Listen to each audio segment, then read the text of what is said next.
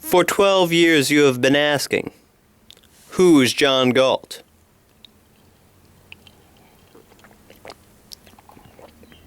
This is John Galt speaking. I am the man who loves his life. I am the man who does not sacrifice his love or his values. I am the man who has deprived you of victims and thus has destroyed your world. And if you wish to know why, you who are perishing, you who dread knowledge, I am the man who will now tell you. You have heard it said that this is an age of moral crisis. You have said it yourself, half in fear, half in hope that the words had no meaning. You have cried that man's sins are destroying the world, and you have cursed human's nature for its unwillingness to practice the virtues you demanded. Since virtue, to you, consists of sacrifice, you have demanded more sacrifices at every successive disaster. In the name of a return to morality, you have sacrificed all those evils which you held as the cause of your plight. You have sacrificed justice to mercy. You have sacrificed independence to unity. You have sacrificed reason to faith. You have sacrificed wealth to need. You have sacrificed self-esteem to self-denial. You have sacrificed happiness to duty. You have destroyed all that which you held to be evil and achieved all that which you held to be good. Why, then, do you shrink in horror from the sight of the world around you? That world is not the product of your sins. It is the product and the image of your virtues. It is your moral ideal brought into reality in its full and final perfection. You have fought for it. You have dreamed of it. And you have wished it. And I am the man who has granted you your wish. Your ideal had an implacable enemy, which your code of morality was designed to destroy. I have withdrawn that enemy. I have taken it out of your way and out of your reach. I have removed the source of all those evils you were sacrificing one by one. I have ended your battle. I have stopped your motor. I have deprived your world of man's mind. Men do not live by the mind, you say. I have withdrawn those who do. The mind is impotent, you say. I have withdrawn those whose mind isn't. There are values higher than the mind, you say. I have withdrawn those for whom there aren't. While you are dragging to your sacrificial altars the men of justice, of independence, of reason, of wealth, of self-esteem, I beat you to it. I reached them first. I told them the nature of the game you are playing and the nature of that moral code of yours which they had been too innocently generous to grasp. I showed them the way to live by another morality, mine. It is mine that they chose to follow. All the men who have vanished, the men you hated, yet dreaded to lose, it is I who have taken them away from you. Do not attempt to find us. We do not choose to be found. Do not cry that it is our duty to serve you. We do not recognize such duty. Do not cry that you need us. We do not consider need a claim. Do not cry that you own us. You don't. Do not beg us to return. We are on strike. We, the men of the mind. We are on strike against self-immolation. We are on strike against the creed of unearned rewards and unrewarded duties. We are on strike against the dogma that the pursuit of one's happiness is evil. We are on strike against the doctrine that life is guilt. There is a difference between our strike and all those you've practiced for centuries. Our strike consists not of making demands, but of granting them. We are evil according to your morality. We have chosen not to harm you any longer. We are useless according to your economics. We have chosen not to exploit you any longer. We are dangerous and to be shackled according to your politics. We have chosen not to endanger you, nor to wear the shackles any longer. We are only an illusion according to your philosophy. We have chosen not to blind you any longer and have left you free to face reality, the reality you wanted, the world as you see it now, the world without mind. We have granted you everything you demanded of us. We who had always been the givers, but have only now understood it. We have no demands to present to you, no terms to bargain about, no compromise to reach. You have nothing to offer us. We do not need you. Are you now crying? No, this is not what you wanted. A mindless world of ruins was not your goal. You did not want us to leave you. You moral cannibals! I know that you've always known what it was that you wanted. But your game is up, because now we know it too. Through centuries of scourges and disasters brought about by your code of morality, you have cried that your code had been broken, that the scourges were punishment for breaking it, that men were too weak and too selfish to spill all the blood it required. You damned man! You damned existence! You damned this earth, but never dared to question your code. Your victims took the blame and struggled on with your curses as reward for their martyrdom, while you went on crying that your code was noble. But human nature was not good enough to practice it, and no one rose to ask the question, good, by what standard? You wanted to know John Galt's identity. I am the man who has asked that question. Yes, this is an age of moral crisis. Yes, you are bearing punishment for your evils. But it is not man who is now on trial, and it is not human nature that will take the blame. It is your moral code that's through this time. Your moral code has reached its climax, the blind alley at the end of its course. And if you wish to go on living, what you now need is not to return to morality, you who have never known any, but to discover it. You have heard no concepts of morality but the mystical or the social. You have been taught that morality is a code of behavior imposed on you by whim, the whim of a supernatural power or the whim of society, to serve your God's purpose or your neighbor's welfare, to please an authority beyond the grave or else next door, but not to serve your life or pleasure. Your pleasure, you have been taught, is to be found in immorality.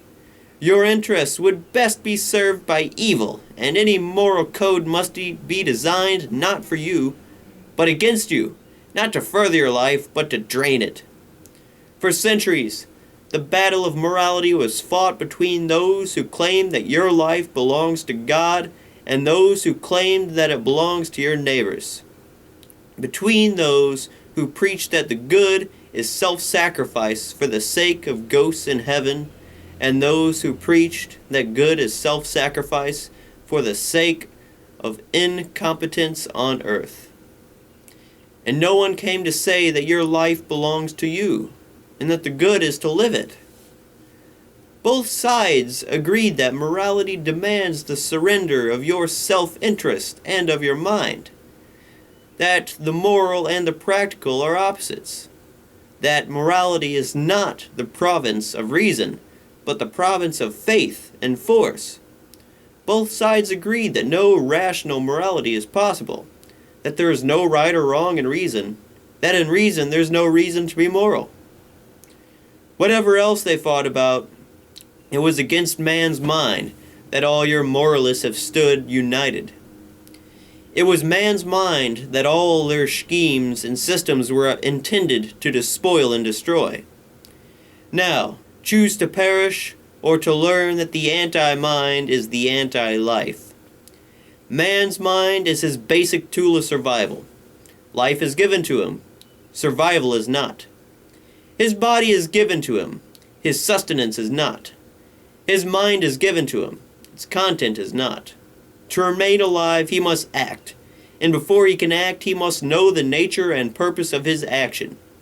He cannot obtain his food without a knowledge of food, and of the way to obtain it. He cannot dig a ditch or build a cryotron without the knowledge of his aim and the means to achieve it. To remain alive, he must think. But to think is an act of choice. The key to what you so recklessly call human nature, the open secret you live with, yet dread to name, is the fact that man is a being of violent consciousness. Reason does not work automatically. Thinking is not a mechanical process. The connections of logic are not made by instinct. The function of your stomach, lungs, or heart is automatic. The function of your mind is not. In any hour and issue of your life, you are free to think, or to evade that effort.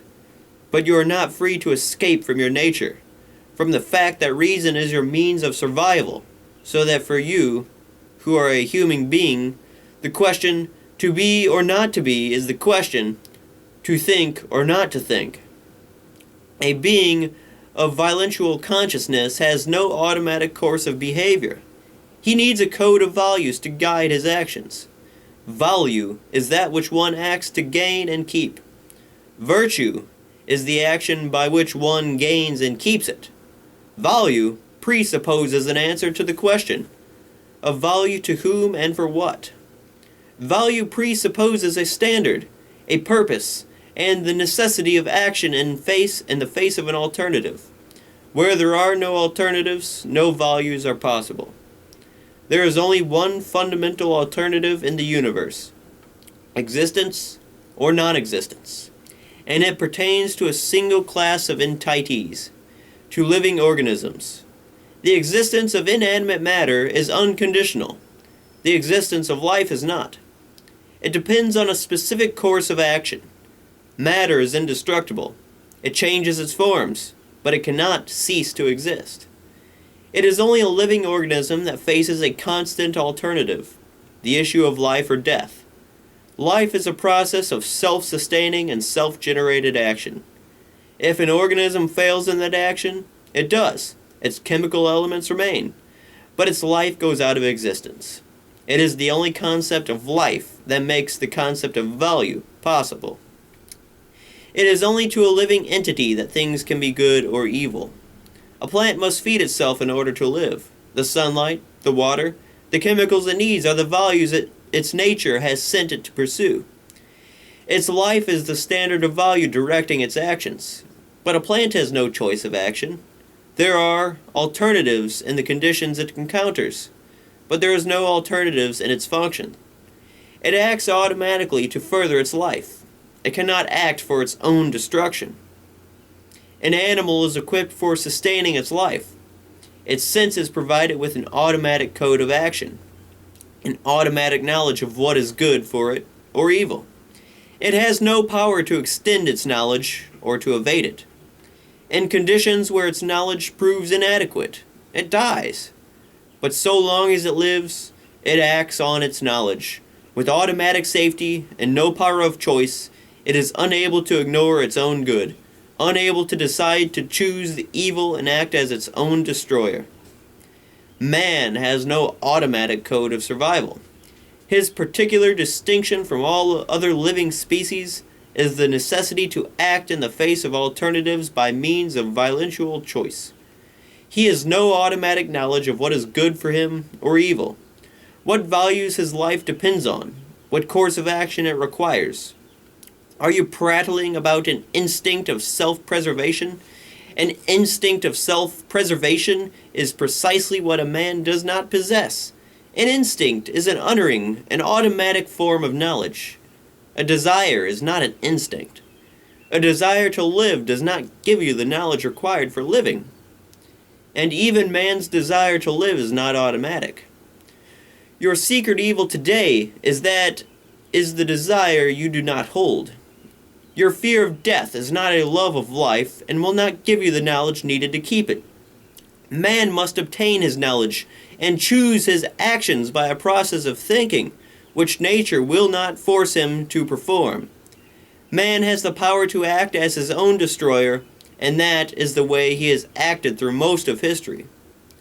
A living entity that regarded its means of survival as evil would not survive.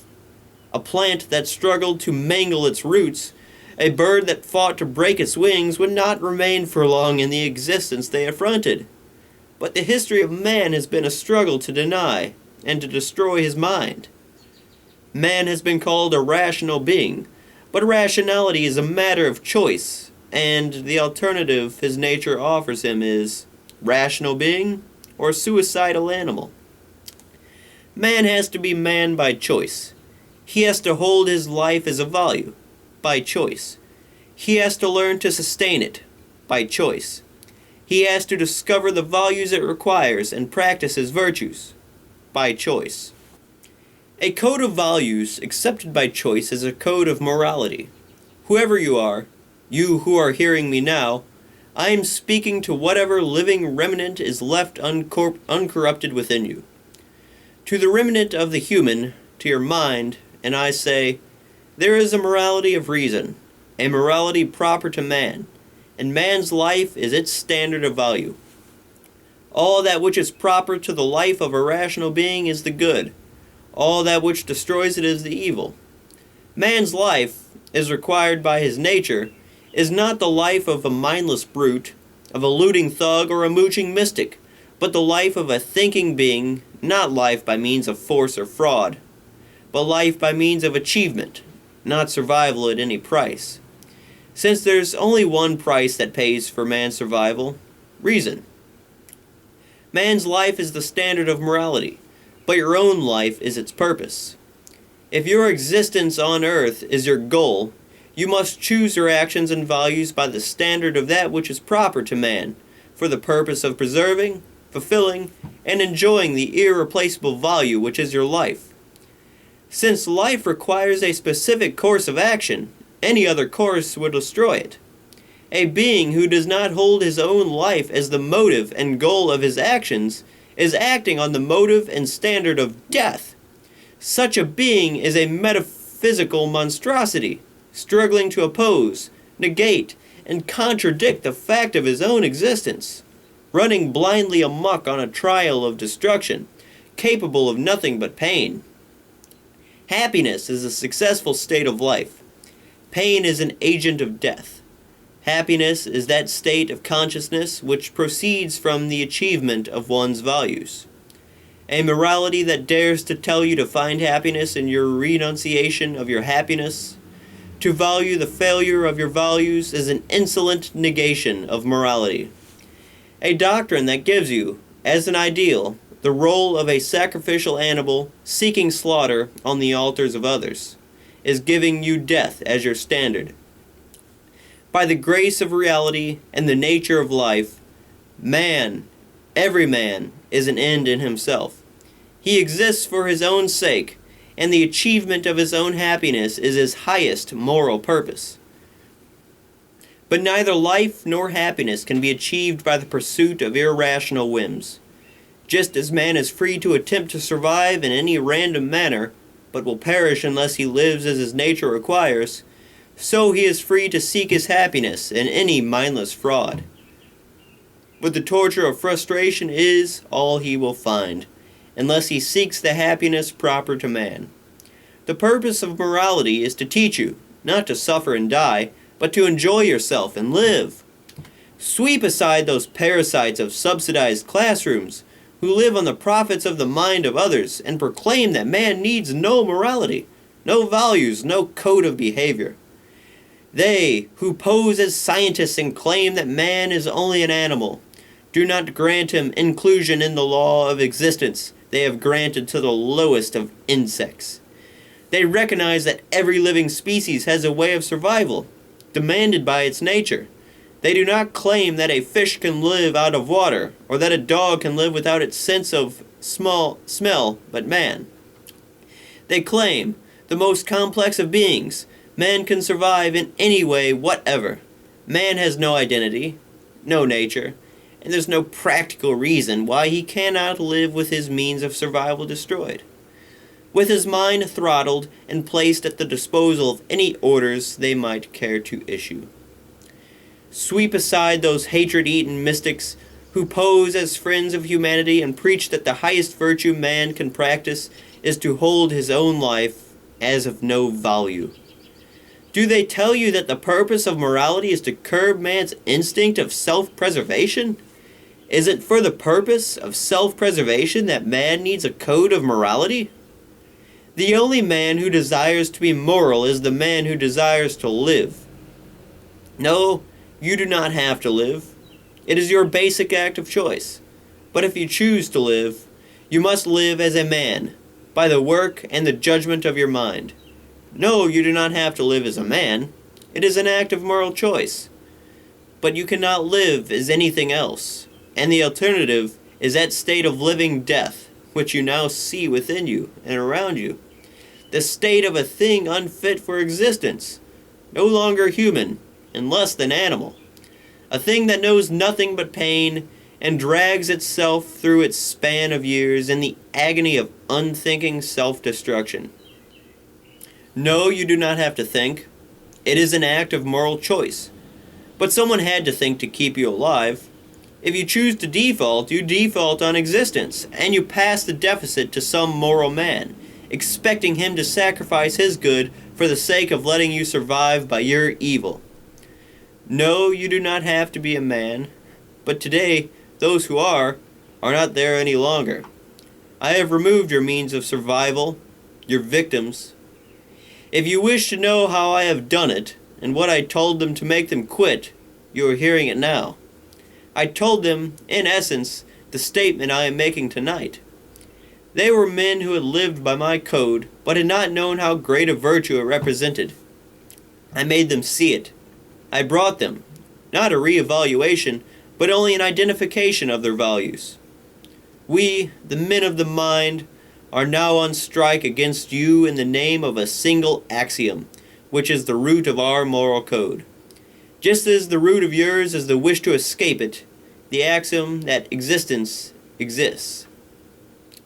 Existence exists, and the act of grasping that statement implies two corollary axioms. That something exists which one perceives, and that one exists possessing consciousness. Consciousness being the faculty of perceiving that which exists. If nothing exists, then there can be no consciousness. A consciousness, with nothing to be conscious of, is a contradiction in terms.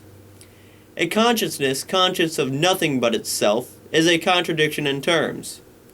Before it could identify itself as consciousness, it had to be conscious of something. If that which you claim to perceive does not exist, what you possess is not consciousness. Whatever the degree of your knowledge, these two existence and consciousness are axioms you cannot escape. These two are the irreducible primaries implied in any action you undertake.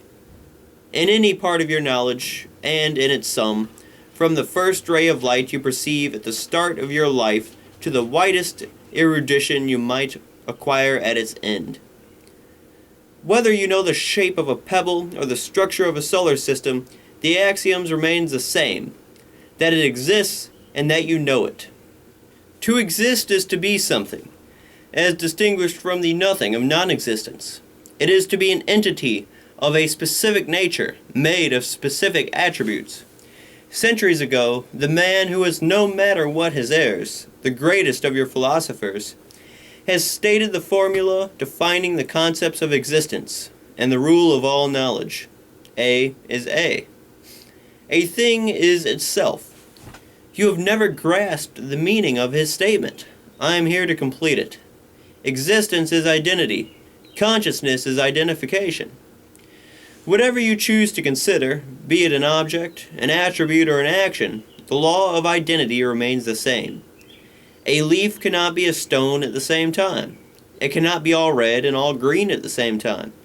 It cannot freeze and burn at the same time. A is A. Or if you wish it stated in simpler language, you cannot have your cake and eat it too. Are you seeking to know what is wrong with the world? All the disasters that have wrecked your world came from your leader's attempt to evade the fact that A is A. All the secret evil you dread to face within you and all the pain you have ever endured came from your own attempts to evade the fact that A is A. The purpose of those who taught you to evade it was to make you forget that man is man. Man cannot survive except by gaining knowledge, and reason is his only means to gain it. Reason is the faculty that perceives, identifies, and integrates the material provided by his senses. The task of his senses is to give him the evidence of existence, but the task of identifying it belongs to his reason. His senses tell him only that something is, but what it is must be learned by his mind. All thinking is a process of identification and integration. Man perceives a blob of color. By integrating the evidence of his sight and his touch, he learns to identify it as a solid object. He learns to identify the object as a table. He learns that the table is made of wood. He learns that the wood consists of cells, that the cells consist of molecules, that the molecules consist of atoms. All through this process, the work of his mind consists of answers to a single question. What is it? He means to establish the truth of his answers as logic, and logic rests on the axiom that existence exists. Logic is the art of non-contradictory identification. A contradiction cannot exist. An atom is itself, and so is the universe. Neither can contradict its own identity. Nor can a part contradict the whole. No concept man forms is valid unless he integrates it without contradiction into the total sum of his knowledge. To arrive at a contradiction is to confess an error in one's thinking. To maintain a contradiction is to abdicate one's mind and to evict one's self from the realm of reality. Reality is that which exists. The unreal does not exist. The unreal is merely that negation of existence which is the content of a human consciousness when it attempts to abandon reason. Truth is the recognition of reality. Reason, man's only means of knowledge, is his only standard of truth. The most depraved sentence you can now utter is to ask, whose reason? The answer is, yours. No matter how vast your knowledge or how modest, it is your own mind that has to acquire it. It is only with your own knowledge that can you deal. It is only your own knowledge that can you claim to possess or ask others to consider. Your mind is your only judge of truth, and if others dissent from your verdict, reality is the court of final appeal. Nothing but a man's mind can perform that complex, delicate, crucial process of identification which is thinking. None can direct the process but his own judgment. Nothing can direct his judgment but his moral integrity. You who speak of a moral instinct as if it were some separate endowment opposed to reason, man's reason is his moral faculty. A process of reason is a process of constant choice in answer to the question, true or false, right or wrong. Is a seed to be planted in soil in order to grow, right or wrong? Is a man's wound to be disinfected in order to save his life, right or wrong? Does the nature of atmospheric electricity permit it to be converted into kinetic power, right or wrong? It is the answers to such questions that gave you everything you have, and the answers came from a man's mind, a mind of intransigent devotion to that which is right. A rational process is a moral process. You may make an error at any step of it, with nothing to protect you but your own severity, or you may try to cheat, to fake the evidence and evade the effort of the quest. But if devotion to truth is the hallmark of morality, then there is no greater, nobler, more heroic form of devotion than the act of a man who assumes the responsibility of thinking. That which you call your soul or spirit is your consciousness, and that which you call free will is your mind's freedom to think or not. The only will you have, your only freedom, the choice that controls all the choices you make and determines your life and your character. Thinking is man's only basic virtue, from which all the others proceed, and his basic vice, the source of all his evils, is that nameless act which all of you practice, but struggle never to admit, the act of blanking out, the willful suspension of one's consciousness, the refusal to think, not blindness, but refusal to see, not ignorance, but the refusal to know. It is the act of unfocusing your mind and inducing an inner fog to escape the responsibility of judgment, on the unstated premise that a thing will not exist if only you refuse to identify it. That A will not be A so long as you do not pronounce the verdict, it is. Non-thinking is an act of annihilation, a wish to negate existence, an attempt to wipe out reality. But existence exists. Reality is not to be wiped out. It will merely wipe out the wiper. By refusing to say it is, you are refusing to say I am. By suspending your judgment, you are negating your person. When a man declares, "Who am I to know?" he is declaring, "Who am I to live?" This, in every hour, in every issue, is your basic moral choice. Thinking or not thinking. Existence or non-existence. A or non-A. Entity or zero. To the extent to which a man is rational, life is the premise directing his actions. To the extent to which he is irrational, the premise directing his actions is death.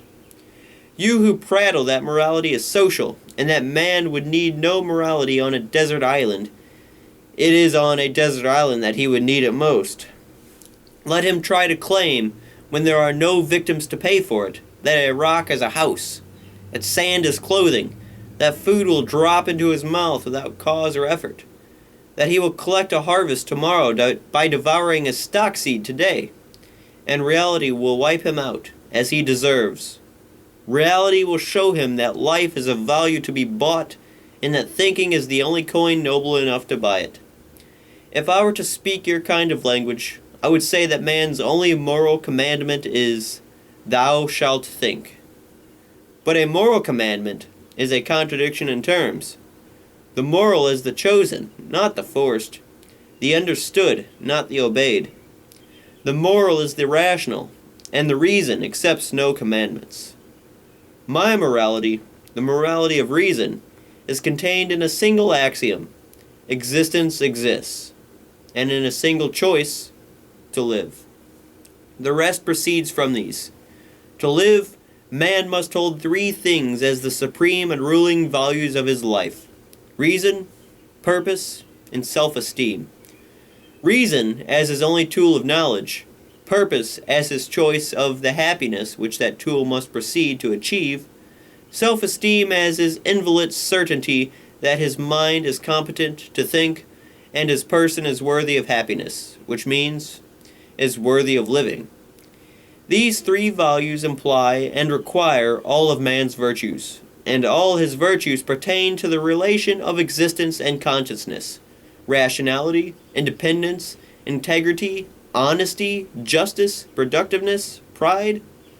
Rationality is the recognition of the fact that existence exists, that nothing can alter the truth, and nothing can take precedence over the fact of perceiving it, which is thinking that the mind is one's only judge of values, and one's only guide of action, that reason is an absolute that permits no compromise, that a concession of the irrational invalidates one's consciousness, and turns it from the task of perceiving to the task of faking reality, that the alleged shortcut to knowledge, which is faith, is only a short-circuit destroying the mind, that the acceptance of a mystical invention is a wish for the annihilation of existence, and, properly, annihilates one's consciousness.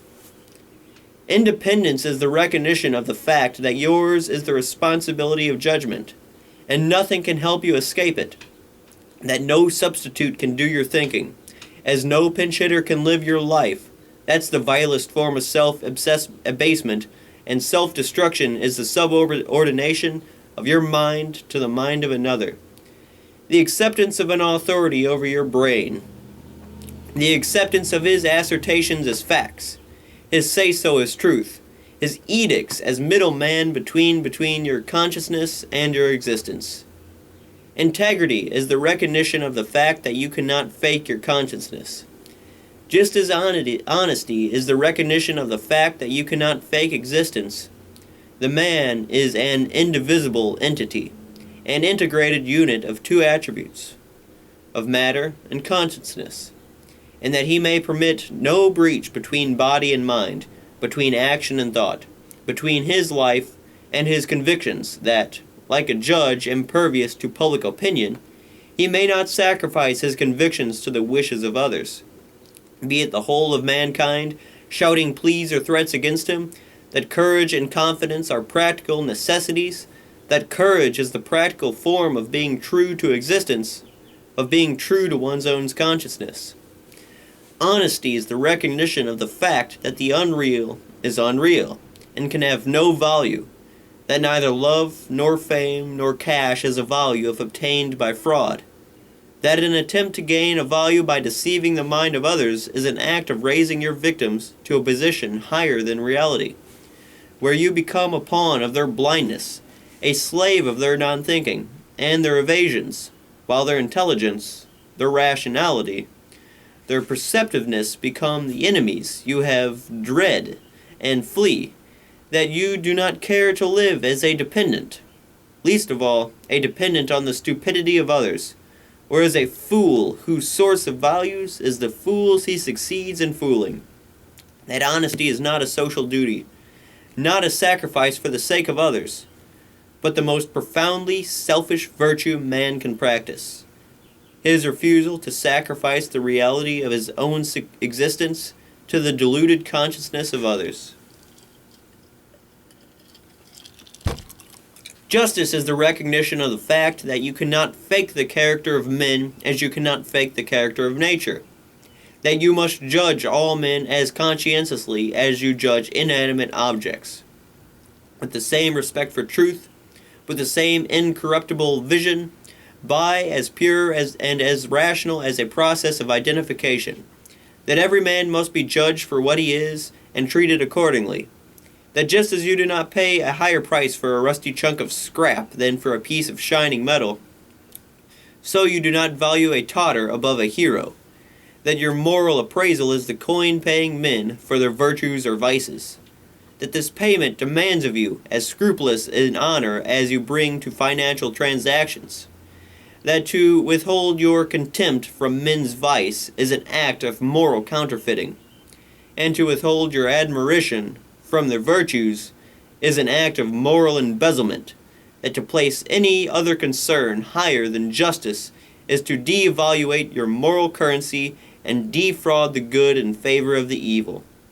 Since only the good can lose by a default of justice, and only the evil can profit, and at the bottom of the pit at the end of the road, the act of moral bankruptcy is to punish men for their virtues and reward them for their vices.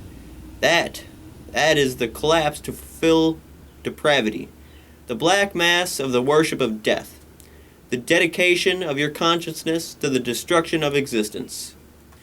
Productiveness is your acceptance of morality, your recognition of the fact that you choose to live, that productive work is the process by which man's consciousness controls his existence, a constant process of acquiring knowledge and shaping matter to fit one's purpose, of translating an idea into physical form, of remaking the earth in the image of one's values, that all work is creative work if done by a thinking mind, and no work is creative if done by a blank who repeats in uncritical stupor a routine he has learned from others, that your work is yours to choose, and the choice is as wide as your mind, that nothing more is possible to you, and nothing less is human. That you cheat your way into a job bigger than your mind can handle is to become a fear-corroded ape on borrowed emotions and borrowed time. And to settle down into a job that requires less than your mind's full capacity is to cut your motor and sentence yourself to another kind of motion, decay. That your work is the process of achieving your values, and to lose your ambition for values is to lose your ambition to live. That your body is a machine, but your mind is its driver, and you must drive as far as your mind will take you. With achievement as the goal of your road, that the man who has no purpose is a machine that coasts downhill at the mercy of any boulder to crash into the first chance ditch. That the man who stifles his mind is a stalled machine slowly going to rust. That the man who lets a leader prescribe his course is a wreck being towed to the scrap heap. And the man who makes another man his goal is a hitchhiker no driver should ever pick up. That your work is the purpose of your life, and you must speed past any killer who assumes the right to stop you. that any value you might find outside your work, any other loyalty or love, can be only travelers you choose to share your journey, and must be travelers going on their own power in the same direction. Pride is the recognition of the fact that you are your own highest value, and like all of men's values, it has to be earned. That of any achievement open to you, the one that makes all others possible, is the creation of your own character. That your character, your actions, your desires, your emotions, are the products of the premises held by your mind, that as man must produce the physical values he needs to sustain his life, so he must acquire the values of character that make his life worth sustaining. That as man is a being of self-made wealth, so he is a being of self-made soul, that to live requires a sense of self-value, but man, who has no automatic values, has no automatic sense of self-esteem, and must earn it by shaping his soul in the image of his moral ideal, in the image of man. The rational being is born able to create, but must create by choice. That the first precondition of self-esteem is that radiant selfishness of soul which desires the best in all things, and values of matter and spirit, a soul that seeks above all else to achieve its own moral perfection, valuing nothing higher than itself, and that the proof of an achieved self-esteem is your soul's shudder of contempt and rebellion against the role of a sacrificial animal, against the vile impertinence of any creed that proposes to immolate the irreplaceable value which is your consciousness, and the incomparable glory which is your existence to the blind evasions and the stagnant decay of others. Are you beginning to see who is John Galt? I am the man who has earned the thing you did not fight for, the thing you have renounced, betrayed, corrupted, yet were unable to fully destroy, and are now hiding as your guilty secret, spending your life in apologies to every professional cannibal, lest it be discovered that somewhere within you, you still long to say what I am now saying to the hearing of the whole of mankind. I am proud of my own value and of the fact that I wish to live. This wish, which you share, yet submerge as an evil, is the only remnant of the good within you, but it is a wish one must learn to deserve. His own happiness is man's only moral purpose, but only his own virtue can achieve it. Virtue is not an end in itself. Virtue is not its own reward or sacrificial fodder for the reward of evil. Life is the reward of virtue, and happiness is the goal and the reward of life.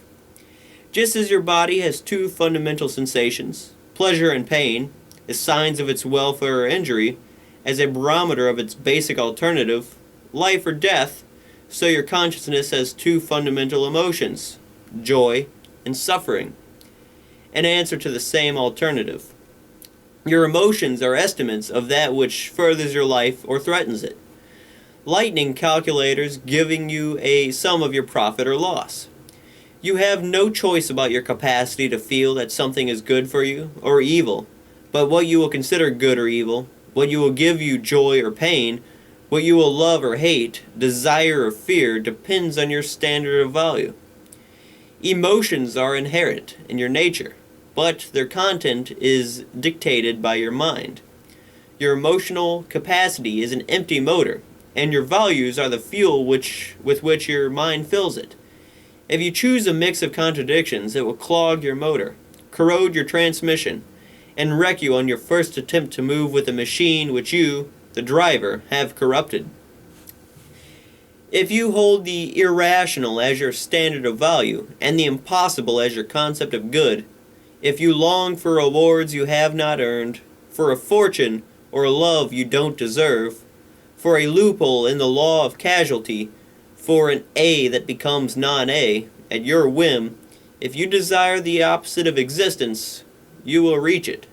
Do not cry when you reach it, that life is frustration and that happiness is impossible to man. Check your fuel. It brought you where you wanted to go. Happiness is not to be achieved at the command of emotional whims. Happiness is not the satisfaction of whatever irrational wishes you might blindly attempt to indulge. Happiness is a state of non-contradictory joy, a joy without penalty or guilt, a joy that does not clash with any of your values and does not work for your own destruction. Not the joy of escaping from your mind, but of using your mind's fullest power.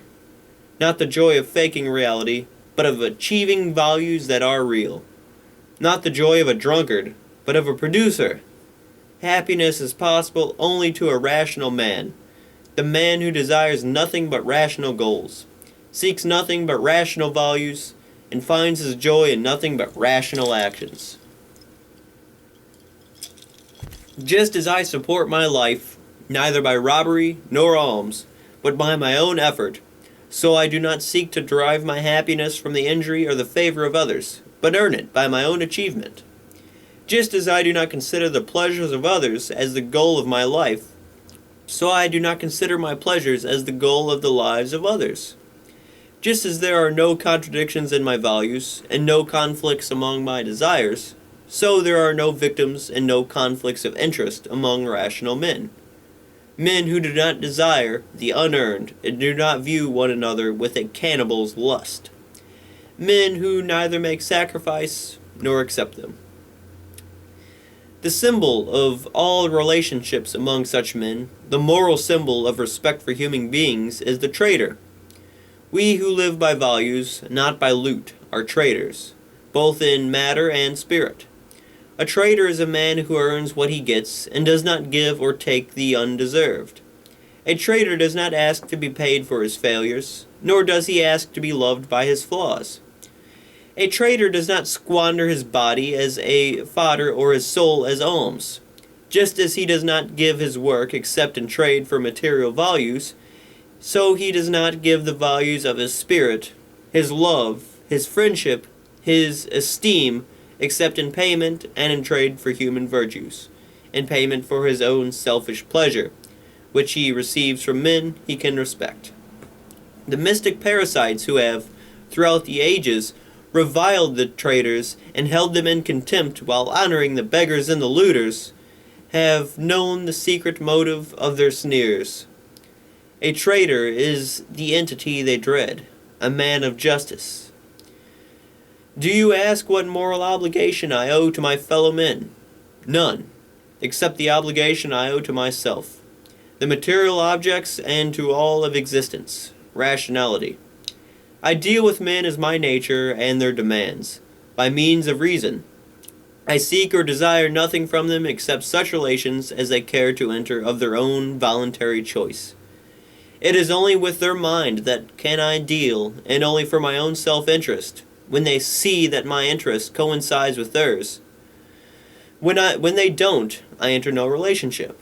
I let dissenters go their way, and I do not swerve from mine. I win by means of nothing but logic, and I surrender to nothing but logic. I do not surrender my reason, or deal with men who surrender theirs. I have nothing to gain from fools or cowards. I have no benefits to seek from human vices, from stupidity, dishonesty, or fear. The only value men can offer me is the work of their mind. When I disagree with a rational man, I let reality be our final arbiter. If I am right, he will learn. If I am wrong, I will. One of us will win, but both will profit. Whatever may be open to disagreement, there is one act of evil that may not, the act that no man may commit against others, and no man may sanction or forgive. So long as man desires to live together, no man may initiate. Do you hear me? No man may start the use of physical force against others. To interpose the threat of physical destruction between a man and his perception of reality is to negate and paralyze his means of survival. To force him to act against his own judgment is like forcing him to act against his own sight. Whoever, to whatever purpose or extent, initiates the use of force is a killer acting on the premise of death in a manner wider than murder, the premise of destroying man's capacity to live. Do not open your mouth to tell me that your mind has convinced you of your right to force my mind. Force and mind are opposites. Morality ends where a gun begins. When you declare that men are irrational animals and propose to treat them as such, you define thereby your own character and can no longer claim the sanction of reason, as no advocate of contradictions can claim it. There can be no right to destroy the source of rights, the only means of judging right and wrong, the mind. To force a man to drop his own mind and to accept your will as a substitute with a gun in place of a syllogism, with terror in place of proof, and death as the final argument, is to attempt to exist in defiance or reality. Reality demands of man that he act for his own rational interests. Your gun demands of him that he act against it. Reality threatens man with death if he does not act on his own rational judgment. You threaten him with death if he does. You place him into a world where the price of his life is the surrender of all the virtues required by life, and death by a process of gradual destruction is all that you and your system will achieve. When death is made to be the ruling power, the winning argument in a society of men. Be it a highwayman who confronts a traveler with the ultimatum, your money or your life, or a politician who confronts a country with the ultimatum, your children's education or your life. The meaning of that ultimatum is your mind or your life. And neither is possible to man without the other. If there are degrees of evil, it is hard to say who is the more contemptible. The brute who assumes the right to force the mind of others, or the moral degenerate who grants to others the right to force his mind. That is the moral absolute one does not leave open to debate. I do not grant the terms of reason to men who propose to derive me of reason. I do not enter discussions with neighbors who think they can forbid me to think. I do not place my moral sanction upon a murderer's wish to kill me.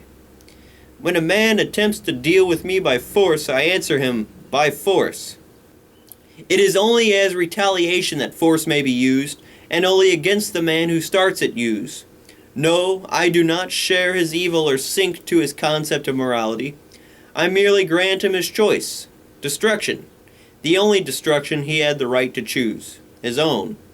He uses force to seize a value, I use it only to destroy destruction.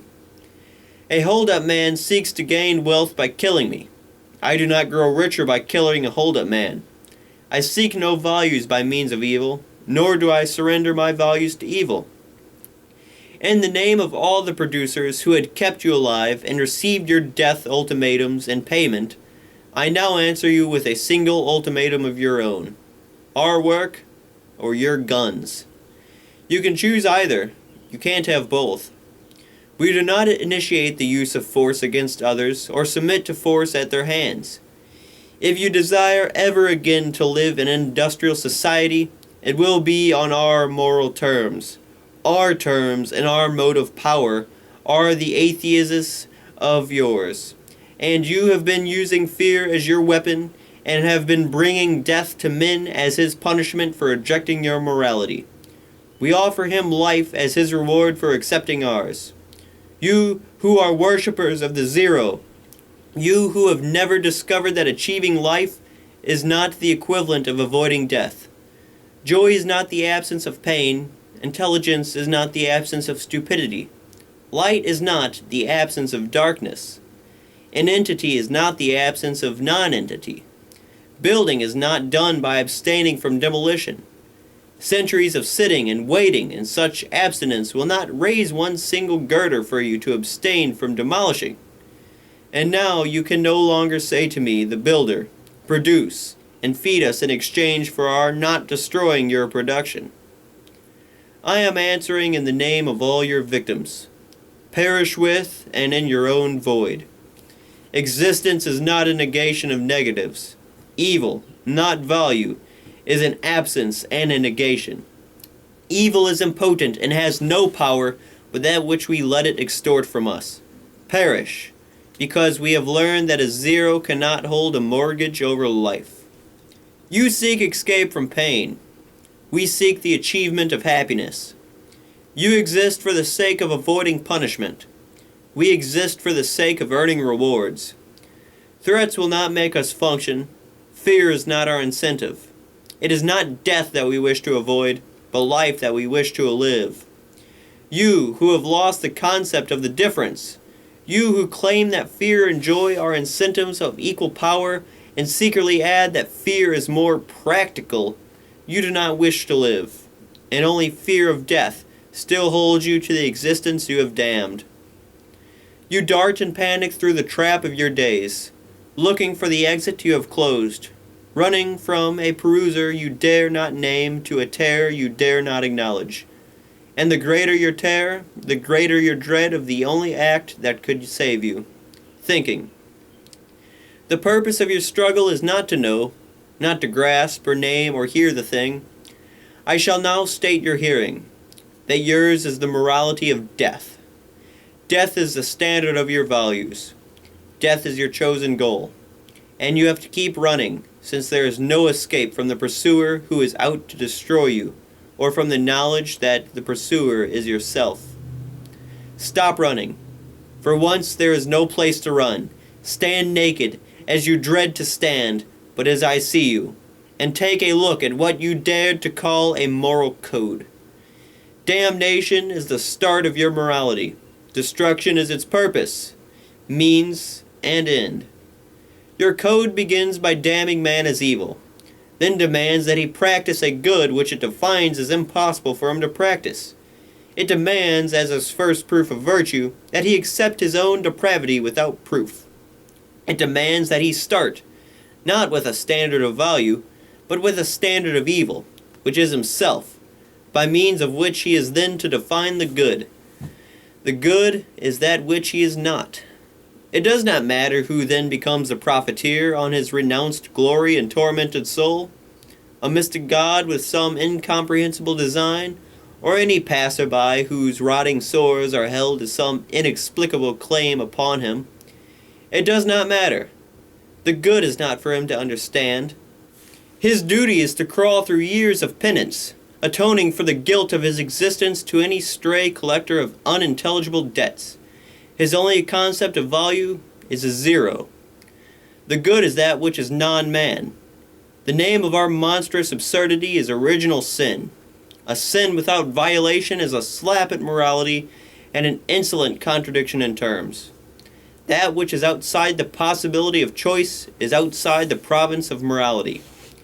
If man is evil by birth, he has no will, no power to change it. If he has no will, he can be neither good nor evil. A robot is immoral. To hold, as man sins, a fact not open to his choice is mockery of morality. To hold man's nature as his sin is a mockery of nature. To punish him for a crime he committed before he was born is a mockery of justice.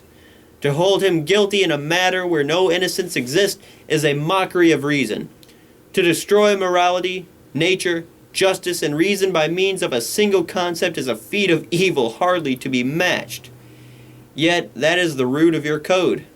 Do not hide behind the cowardly evasion that man is born with free will, but with a tendency to evil. A free will saddled with a tendency is like a game with loaded dice.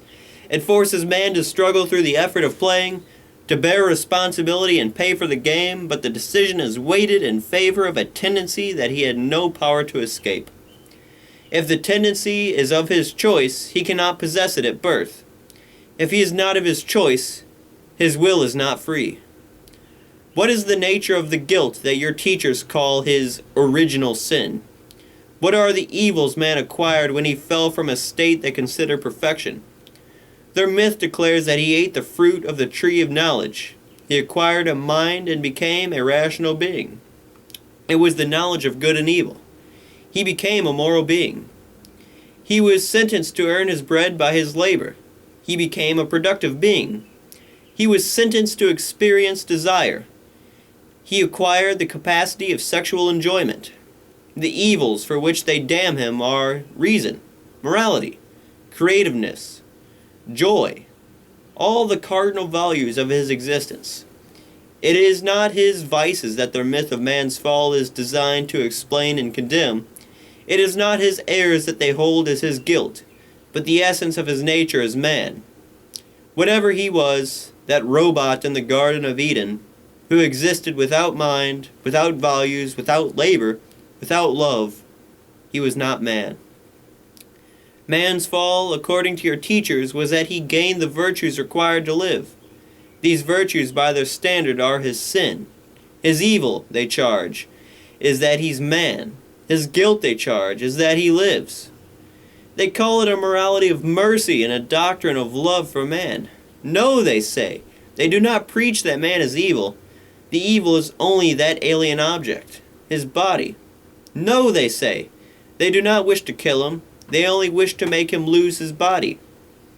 They seek to help him, they say, against his pain, and they point at the torture rack to which they've tied him, the rack with two wheels that pull him in opposite directions, the rack of the doctrine that splits his soul and body. They have cut man in two, setting one half against the other. They have taught him that his body and his consciousness are two enemies engaged in deadly conflict, two antagonists of opposite natures, contradictory claims, incompatible needs, that to benefit one is to injure the other, that his soul belongs to a supernatural realm, but his body is an evil prison holding it in bondage to this earth, and that the good is to defeat his body, to undermine it by years of patient struggle, digging his way to the rigorous jail break which leads into the freedom of the grave. They have taught man that he is a hopeless misfit made of two elements, both symbols of death. A body without a soul is a corpse. A soul without a body is a ghost. Yet such is their image of man's nature. The battleground of a struggle between a corpse and a ghost, a corpse endowed with some evil violation of its own, and a ghost endowed with the knowledge that everything known to man is non-existent, that only the unknowable exists. Do you observe what human faculty that doctrine was designed to ignore? It was man's mind that had to be negated in order to make him fall apart. Once he surrendered reason, he was left at the mercy of two monsters whom he could not fathom or control, of a body moved by unaccountable instincts, and of a soul moved by mystic revelations. He was left as the passively ravaged victim of a battle between a robot and a dictaphone. And as he now crawls through the wreckage, groping blindly for a way to live, your teachers offer him the help of a morality that proclaims that he'll find no solution and must seek no fulfillment on earth. Real existence, they tell him, is that which he cannot perceive. True consciousness is the faculty of perceiving the non-existent, and if he is unable to understand it, that is the proof that his existence is evil and his consciousness impotent. As products of the split between man's soul and body, there are two kinds of teachers of the morality and death: the mystics of the spirit and the mystics of the muscle, whom you call the spiritualists and the materialists, those who believe in consciousness without existence, and those who believe in existence without consciousness. Both demand the surrender of your mind, one to their revelation, one to their reflexes. No matter how loudly they posture in the roles of irreconcilable antagonists, their moral codes are alike, and so are their aims. In matter and enslavement of man's body, in spirit the destruction of his mind. The good, say the mystics of spirit, is God, a being whose only definition is that he is beyond man's power to conceive, a definition that invalidates man's consciousness and nullifies his concept of existence. The good, say the mystics of muscle, is society, a thing which they define as an organism that possesses no physical form, a superior being embodied in no one in particular and everyone in general except yourself. Man's mind, say the mystics of spirit, must be subordinated to the will of God. Man's mind, say the mystics of muscle, must be subordinated to the will of society. Man's standard of value, say the mystics of spirit, is the pleasure of God, whose standards are beyond man's power of comprehension and must be accepted on faith. Man's standard of value, say the mystics of muscle, is the pleasure of society, whose standards are beyond man's right to judgment and must be obeyed as a primary absolute. The purpose of man's life, say both, is to become an abject zombie who serves a purpose he does not know, for reasons he is not to question. His reward, say the mystics of spirit, will be given to him beyond the grave. His reward, say the mystics of muscle, will be given on earth to his great-grandchildren. Selfishness, say both, is man's evil. Man's good, say both, is to give up his personal desires, to deny himself, renounce himself, surrender. Man's good is to negate the life he lives. Sacrifice, cry both, is the essence of morality, the highest virtue within man's reach. Whoever is now within reach of my voice, whoever is man the victim, not man the killer, I am speaking at the deathbed of your mind, at the brink of that darkness in which you are drowning. And if there still remains within you the power to struggle, to hold on to those fading sparks which had been yourself, use it now. The word that has destroyed you is sacrifice. Use the last of your strength to understand its meaning. You're still alive. You have a chance. Sacrifice does not mean the rejection of the worthless, but of the precious. Sacrifice does not mean the rejection of the evil for the sake of the good, but of the good for the sake of evil. Sacrifice is the surrender of that which you value in favor of that which you don't. If you exchange a penny for $1, it's not a sacrifice. If you exchange $1 for a penny, it is. If you achieve the career you wanted after years of struggle, it is not a sacrifice. If you then renounce it for the sake of a rival, it is. If you owe a bottle of milk and gave it to your starving child, it is not a sacrifice. If you gave it to your neighbor's child and let your own die, it is. If you give money to help a friend, it is not sacrifice. If you give it to a worthless stranger, it is. If you give your friend a sum you can afford, it is not a sacrifice. If you give him money at the cost of your own discomfort, it is only a partial virtue, according to this sort of moral standard. If you give him money at the cost of disaster to yourself, that is the virtue of sacrifice in full. If you renounce all personal desire and dedicate your life to those you love, you do not achieve full virtue. You will still retain a value of your own, which is your love. If you devote your life to random strangers, it is an act of greater virtue. If you devote your life to serving men you hate, that is the greatest of the virtues you can practice. A sacrifice is the surrender of a value. Full sacrifice is full surrender of all values. If you wish to achieve full virtue, you must seek no gratitude and no return for your sacrifice. No praise, no love, no admiration, no self-esteem, not even the pride of being virtuous. The faintest trace of any gain dilutes your virtue. If you pursue a course of action that does not taint your life by any joy, that brings you no value in matter, no value in spirit, no gain, no profit, no reward, if you achieve this state of total zero, you have achieved the ideal of moral perfection. You are told that moral perfection is impossible to man, and, by this standard, it is. You cannot achieve it so long as you live, but the value of your life and of your person is gauged by how closely you succeed in approaching that ideal zero, which is death. If you start, however, as a passionless blank, as a vegetable seeking to be eaten, with no values to reject and no wishes to renounce, you will not win the crown of sacrifice. It is not a sacrifice to renounce the unwanted. It is not a sacrifice. It is not a sacrifice to give your life for others, if death is your personal desire. To achieve the virtue of sacrifice, you must want to live. You must love it. You must burn with passion for this earth and for all the splendor it can give you. You must feel the twist of every knife as it slashes your desires away from your reach and drains your love out of your body.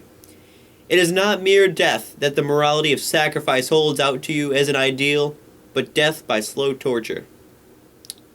Do not remind me that it pertains only to this life on earth. I am concerned with no other. Neither are you. If you wish to save the last of your dignity, do not call your best actions a sacrifice. That term brands you as immoral. If a mother buys food for her hungry child rather than a hat for herself, it is not a sacrifice. She values that child higher than the hat. But it is a sacrifice to the kind of mother whose higher value is the hat, who would prefer her child to starve and feeds him only from a sense of duty. If a man dies fighting for his own freedom, it is not a sacrifice. He is not willing to live as a slave, but it is a sacrifice to the kind of man who's willing. If a man refuses to sell his convictions, it is not a sacrifice, unless he is the sort of man who has no convictions. Sacrifice could be proper only for those who have nothing to sacrifice. No values, no standards, no judgment. Those whose desires are irrational whims, blindly conceived and lightly surrendered. For a man of moral stature, whose desires are born of rational values, sacrifice is the surrender of the right to the wrong, of the good to the evil.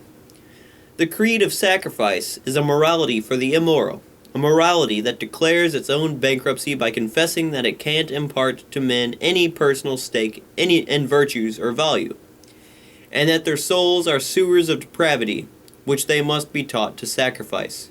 By his own confession, it is impotent to teach men to be good, and can only subject them to constant punishment. Are you thinking, in some foggy stupor, that it's only material values that your morality requires you to sacrifice? And what do you think are material values? Matter has no value except as a means for the satisfaction of human desires. Matter is only a tool of human values. To what service are you asked to give the material tools your virtue has produced? To the service of that which you regard as evil, to a principle you do not share, to a person you do not respect, to the achievement of a purpose opposed to your own, else your gift is not sacrifice.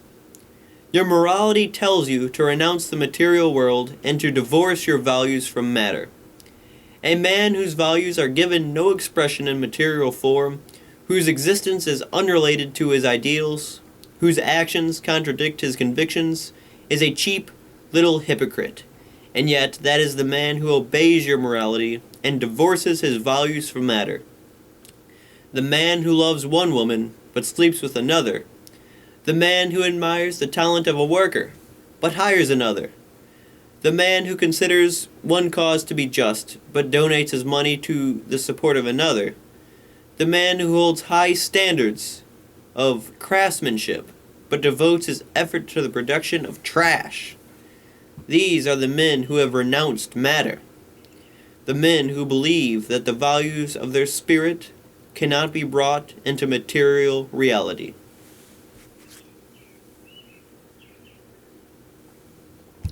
Do you say it is the spirit that such men have renounced? Yes, of course. You cannot have one without the other. You are an indivisible entity of matter and consciousness. Renounce your consciousness, and you become a brute. Renounce your body, and you become a fake. Renounce the material world, and you surrender to evil. And that is precisely the goal of your morality, the duty that your code demands of you. Give to that which you do not enjoy, serve that which you do not admire, submit to that which you consider evil, surrender the world to the values of others, deny, reject, renounce yourself. Yourself is your mind.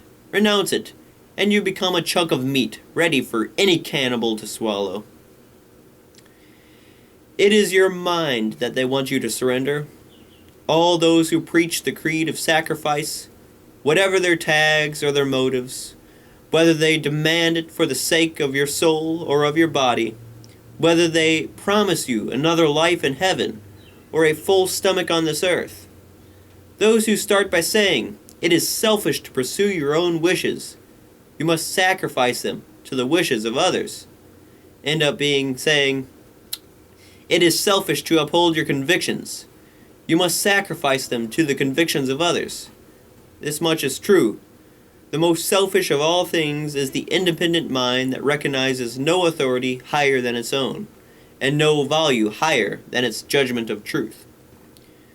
You are asked to sacrifice your intellectual integrity, your logic, your reason, your standard of truth, in favor of becoming a prostitute whose standard is the greatest good for the greatest number. If you search your code for guidance, for an answer to the question, what is the good? The only answer you will find is the good of others. The good is whatever others wish, whatever you feel they wish, or whatever you feel they ought to feel. The good of others is a magic formula that transforms anything into gold, a formula to be recited as a guarantee of moral glory and as a fumigator for any action, even the slaughter of a continent. Your standard of virtue is not an object, not an act, not a principle, but an intention. You need no proof, no reasons, no success. You need not achieve, in fact, the good of others. All you need to know is that your motive was the good of others, not your own. Your only definition of the good is a negation. The good is the non-good for me. Your code, which boasts that it upholds eternal, absolute, objective moral values, and scorns the conditional, the relative, and the subjective. Your code hands out, as its version of the absolute, the following rule of moral conduct. If you wish it, it's evil. If others wish it, it's good. If the motive of your action is your welfare, don't do it. If the motive is the welfare of others, then anything goes. As this double-jointed, double-standard morality splits you in half, so it splits mankind into two enemy camps. One is you, the other is all the rest of humanity. You are the only outcast who has no right to wish to live. You are the only servant, the rest are the masters. You are the only giver, the rest are the takers. You are the internal debtor, the rest are the creditors, never to be paid off. You must not question their right to your sacrifice, or the nature of their wishes and their needs. The right is conferred upon them by a negative, by the fact that they are non-you. For those of you who might ask questions, your code provides a consolation prize and booby trap. It is for your own happiness, it says, that you must serve the happiness of others. The only way to achieve your joy is to give it up to others. The only way to achieve your prosperity is to surrender your wealth to others. The only way to protect your life is to protect all men except yourself. And if you find no joy in this procedure, it is your own fault and the proof of your evil. If you were good, you would find your happiness in providing a banquet for others, and your dignity in existing on such crumbs as they might care to toss you. You who have no standard of self-esteem accept the guilt and dare not ask the questions. But you know the unadmitted answer, refusing to acknowledge what you see, what hidden premise moves your world. You know it, not an honest statement, but as a dark uneasiness within you. While you flounder between guilty cheating and grudgingly practicing a principle too vicious to name. I, who do not accept the unearned, neither in values nor guilt, am here to ask the questions you evaded. Why is it moral to serve the happiness of others, but not your own? If enjoyment is a value, why is it moral when experienced by others, but immoral when experienced by you? If the sensation of eating a cake is a value, why is it an immoral indulgence in your stomach, but a moral goal for you to achieve in the stomach of others? Why is it immoral for you to desire, but moral for others to do so? Why is it immoral to produce a value and keep it, but moral to give it away? And if it is not moral for you to keep a value, why is it moral for others to accept it? If you are selfless and virtuous when you give it, are they not selfish and vicious when they take it? Does virtue consist of serving vice? Is the moral purpose of those who are good self-immolation for the sake of those who are evil? The answer you evade, the monstrous answer is, no, the takers are not evil, provided they did not earn the value you gave them. It is immoral for them to accept it, provided they are unable to produce it, unable to deserve it, unable to give you any value in return. It is not immoral for them to enjoy it, provided they do not obtain it by right. Such is the secret core of your creed and other half of your double standard. It is immoral to live by your own effort, but moral to live by the effort of others. It is immoral to consume your own product, but moral to consume the products of others. It is immoral to earn, but moral to mooch. It is the parasites who are the moral justification for the existence of the producers, but the existence of the parasites is an end in itself. It is evil to profit by achievement, but good to profit by sacrifice. It is evil to create your own happiness, but good to enjoy it at the price of the blood of others.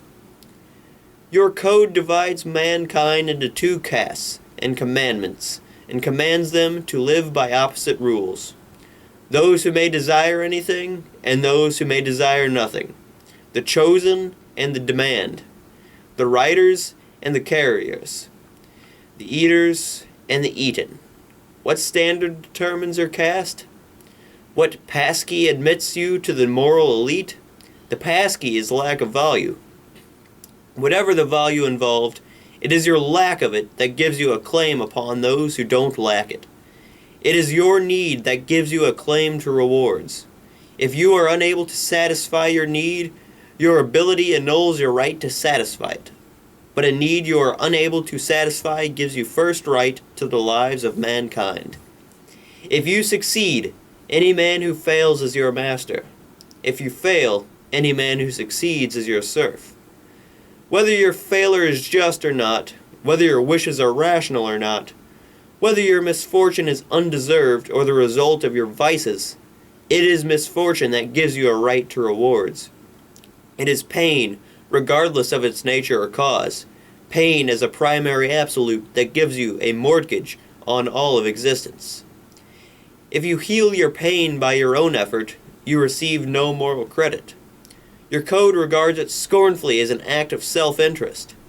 Whatever value you seek to acquire, be it wealth or food or love or rights, if you acquire it by means of your virtue, your code does not regard it as a moral acquisition. You occasion no loss to anyone. It is a trade, not alms, a payment, not a sacrifice. The deserved belongs in the selfish, commercial realm of mutual profit. It is only the undeserved that calls for that moral transaction which consists of profit to one at the price of disaster to the other. To demand rewards for your virtue is selfish and immoral. It is your lack of virtue that transforms your demand into a moral right. A morality that holds need as a claim holds emptiness, non-existence, as its standard of value. It rewards an absence, a defeat, weakness, inability, incompetence, suffering, disease, disaster, the lack, the fault, the flaw, the zero. Who provides the account to pay these claims? Those who are cursed for being non-zeros, each to the extent of his distance from that ideal. Since all values are the product of virtues, the degree of your virtue is used as the measure of your penalty. The degree of your faults is used as the measure of your gain. Your code declares that the rational man must sacrifice himself to the irrational, the independent man to parasites, the honest man to the dishonest, the man of justice to the unjust, the productive man to thieving loafers, the man of integrity to compromising knaves, the man of self-esteem to sneveling neurotics. Do you wonder at the meanness of soul in those you see around you? The man who achieves these virtues will not accept your moral code. The man who accepts your moral code will not achieve these virtues. Under a morality of sacrifice, The first value you sacrificed is morality. The next is self-esteem. When need is the standard, every man is both victim and parasite. As a victim, he must labor to fill the need of others, leaving himself in the position of a parasite whose needs must be filled by others. He cannot approach his fellow men except in one of two disgraceful roles. He is both a beggar and a sucker. You fear the man who has $1 less than you. That dollar is rightfully his. He makes you feel like a moral defrauder. You hate the man who has $1 more than you. That dollar is rightfully yours. He makes you feel that you are morally defrauded. The man below is a source of your guilt. The man above is a source of your frustration. You do not know what to surrender or demand, when to give and what to grab, what pleasure in life is rightfully yours and what debt is still unpaid to others. You struggle to evade, as theory, the knowledge that by the moral standard you've accepted, you are guilty every moment of your life. There is no mouthful of food you swallow that is not needed by someone somewhere on earth. And you give up the problem in blind resentment. You conclude that moral perfection is not to be achieved or desired, that you will muddle through by snatching as snatch can, and by avoiding the eyes of the young, of those who look at you as if self-esteem were possible, and they expected you to have it. Guilt is all that you retain within your soul, and so does every other man, as he goes past, avoiding your eyes. Do you wonder why your morality has not achieved brotherhood on earth or the goodwill of man to man? The justification of sacrifice that your morality propounds is more corrupt than the corruption it purports to justify. The motive of your sacrifice, it tells you, should be love, the love you ought to feel for every man.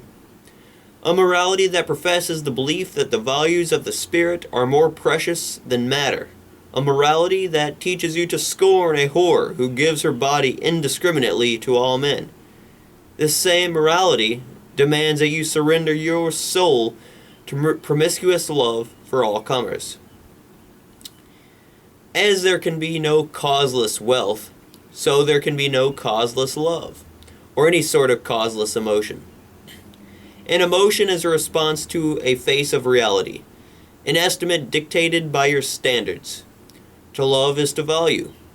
The man who tells you that it is possible to value without values, to love those whom you appraise as worthless, is the man who tells you that it is possible to grow rich by consuming without producing, and that paper money is as valuable as gold. Observe that he does not expect you to feel a causeless fear. When his kind get into power, they are expert at contriving means of terror, and giving you ample cause to feel the fear by which they desire to rule you. But when it comes to love, the highest of emotions, you permit them to shriek at you, accusingly that you are a moral delinquent if you're incapable of feeling causeless love. When a man feels fear without reason, you call him to the attention of a psychiatrist. You are not so careful to protect the meaning, the nature, and the dignity of love. Love is the expression of one's values. The greatest reward you can earn for the moral qualities you have achieved in your character and person. The emotional price paid by one man for the joy he receives from the virtues of another.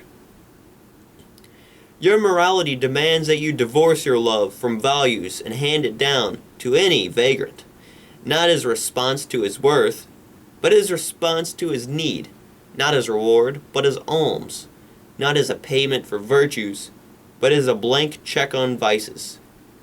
Your morality tells you that the purpose of love is to set you free of the bonds of morality, that love is superior to moral judgment, that true love transcends, forgives, and survives every manner of evil in its object. And the greater the love, the greater the depravity it permits to the loved. The love of man for his virtues is paltry and human. It tells you, to To love him for his flaws is divine. To love those who are worthy of it is self-interest. To love the unworthy is sacrifice. You owe your love to those who don't deserve it. And the less they deserve it, the more love you owe them. The more loathsome the object, the nobler your love. The more unfastidious your love, the greater the virtue. And if you can bring your soul to the state of a dumb heap that welcomes anything on equal terms, if you can cease to value moral values, you have achieved the state of moral perfection. Such is your morality of sacrifice, and such are the twin ideals it offers. To refashion the life of your body in the image of a human stockyard, and the life of your spirit in the image of a dump.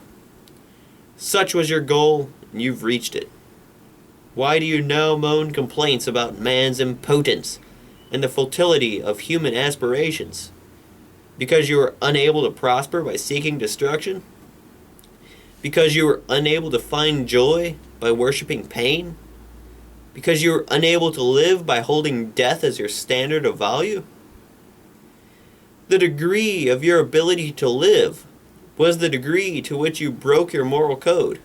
Yet, you believe that those who preach it are friends of humanity.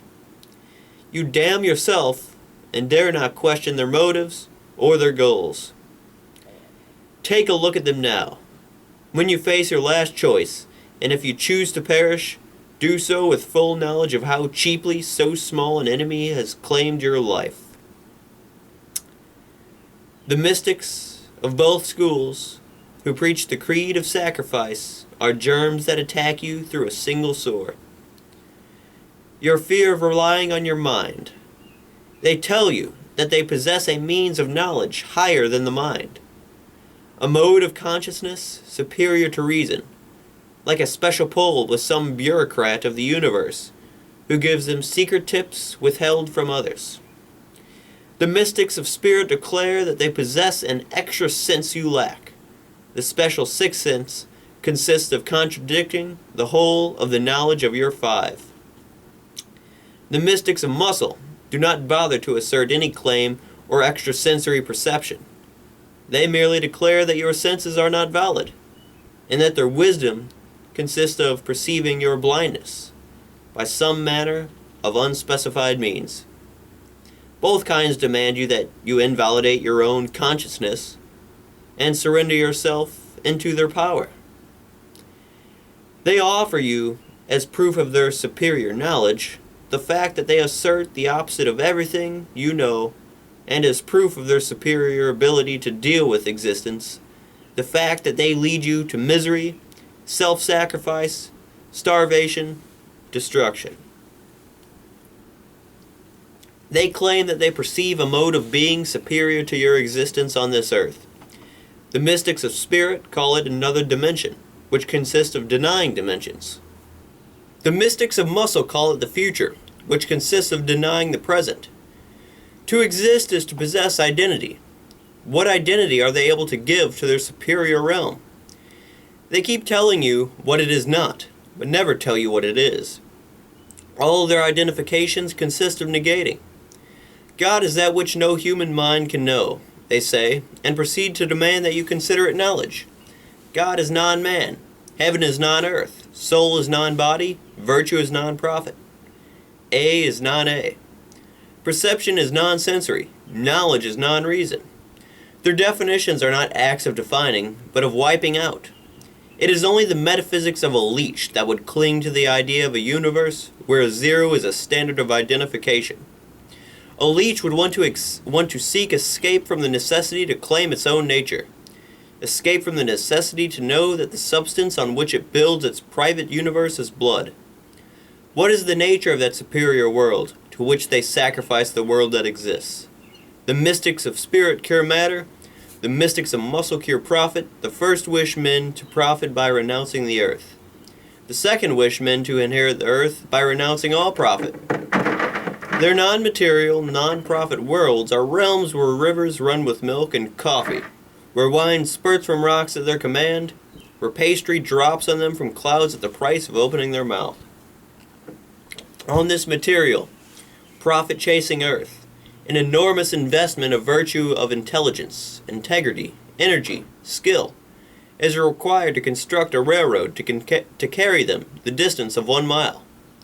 In their non-material, non-profit world, they travel from planet to planet at the cost of a wish. If an honest person asks them how, they answer with righteous scorn to that how. A how is the concept of a vulgar realist. The concept of superior spirits is somehow. On this earth, restricted by matter and profit, rewards are achieved by thought.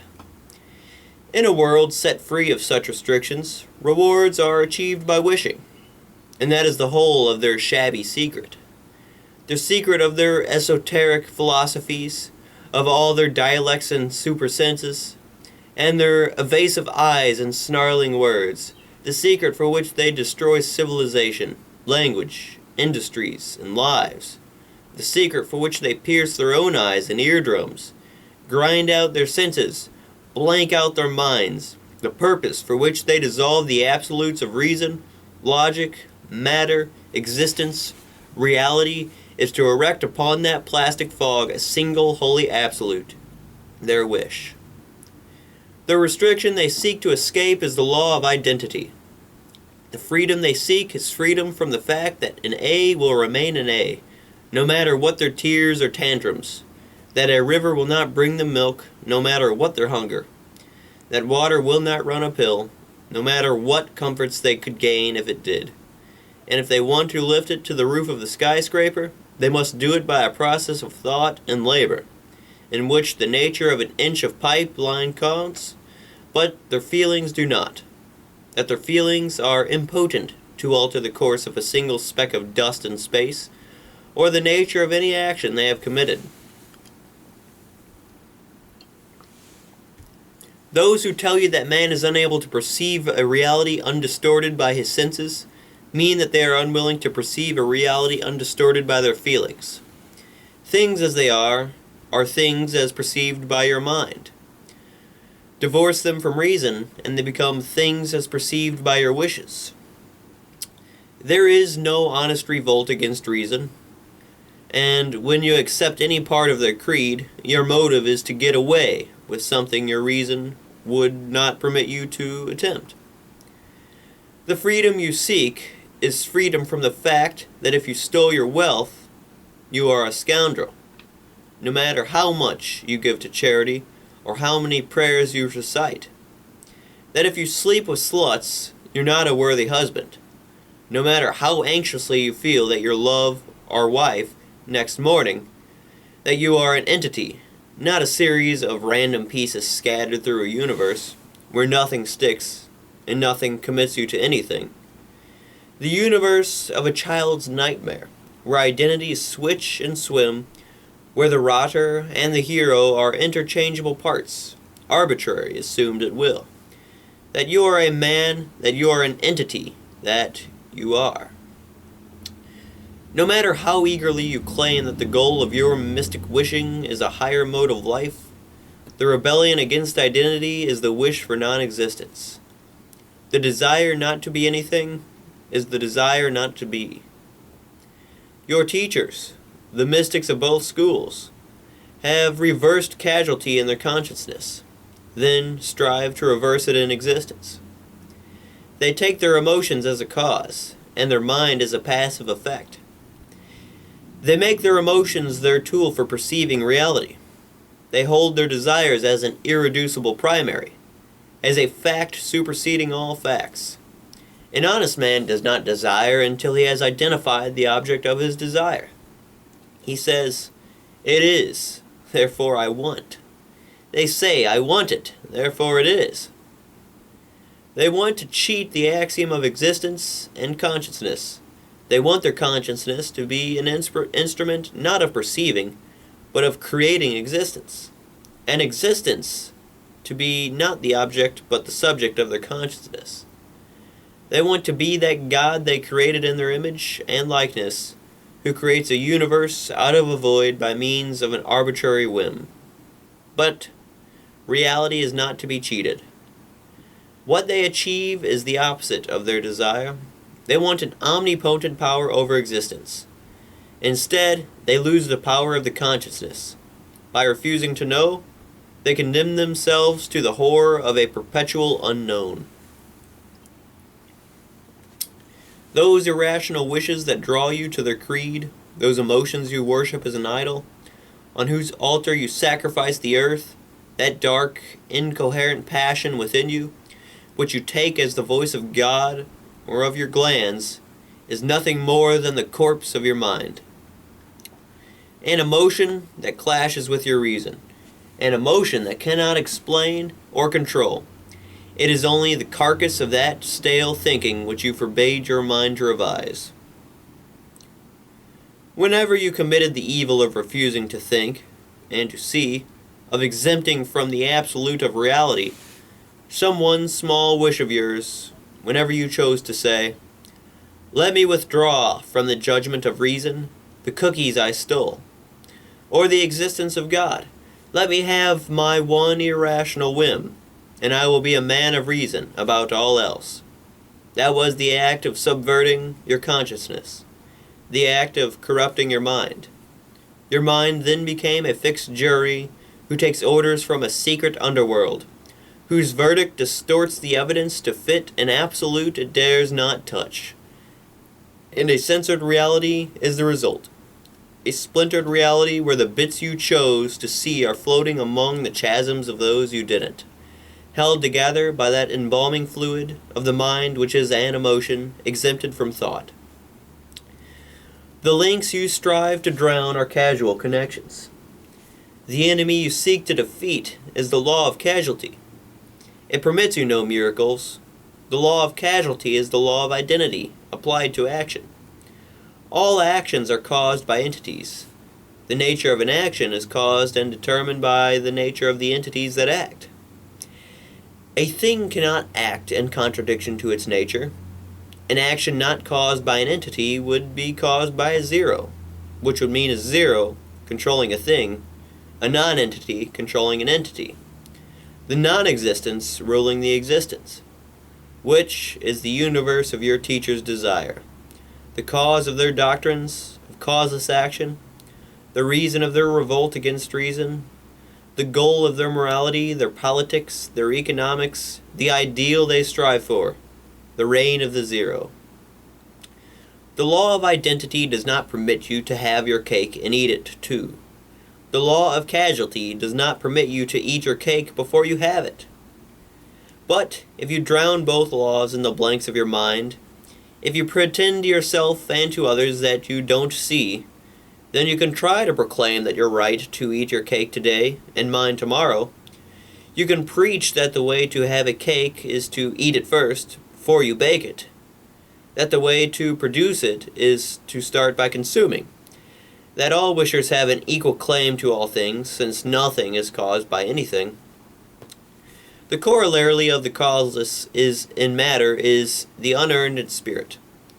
Whenever you rebel against casualty, your motive is the fraudulent desire not to escape it, but worse, to reverse it. You want unearned love, as if love, the effect, could give you personal value. The cause you want unearned admiration, as if admiration, the effect, could give you virtue. The cause you want unearned wealth, as if wealth, the effect, could give you ability. The cause you plead for mercy, mercy not justice, as if an unearned forgiveness could wipe out the cause of your plea.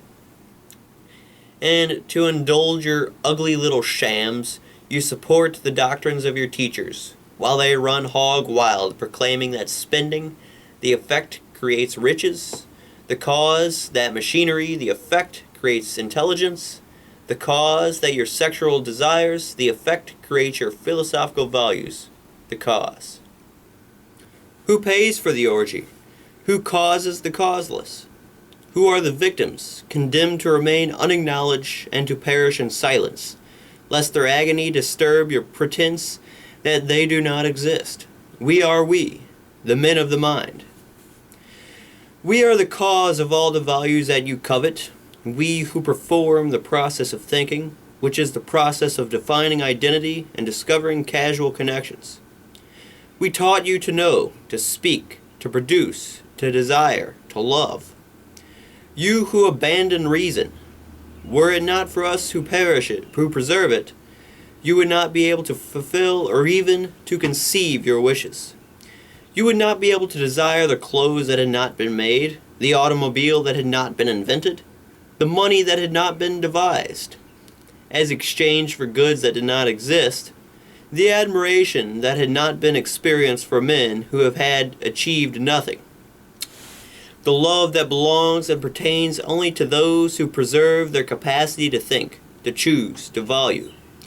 You who leap like a savage out of the jungle of your feelings to the Fifth Avenue of our New York and proclaim that you want to keep the electric lights, but to destroy the generators? It is our wealth that you use while destroying us. It is our values that you use while damning us. It is our language that you use while denying the mind.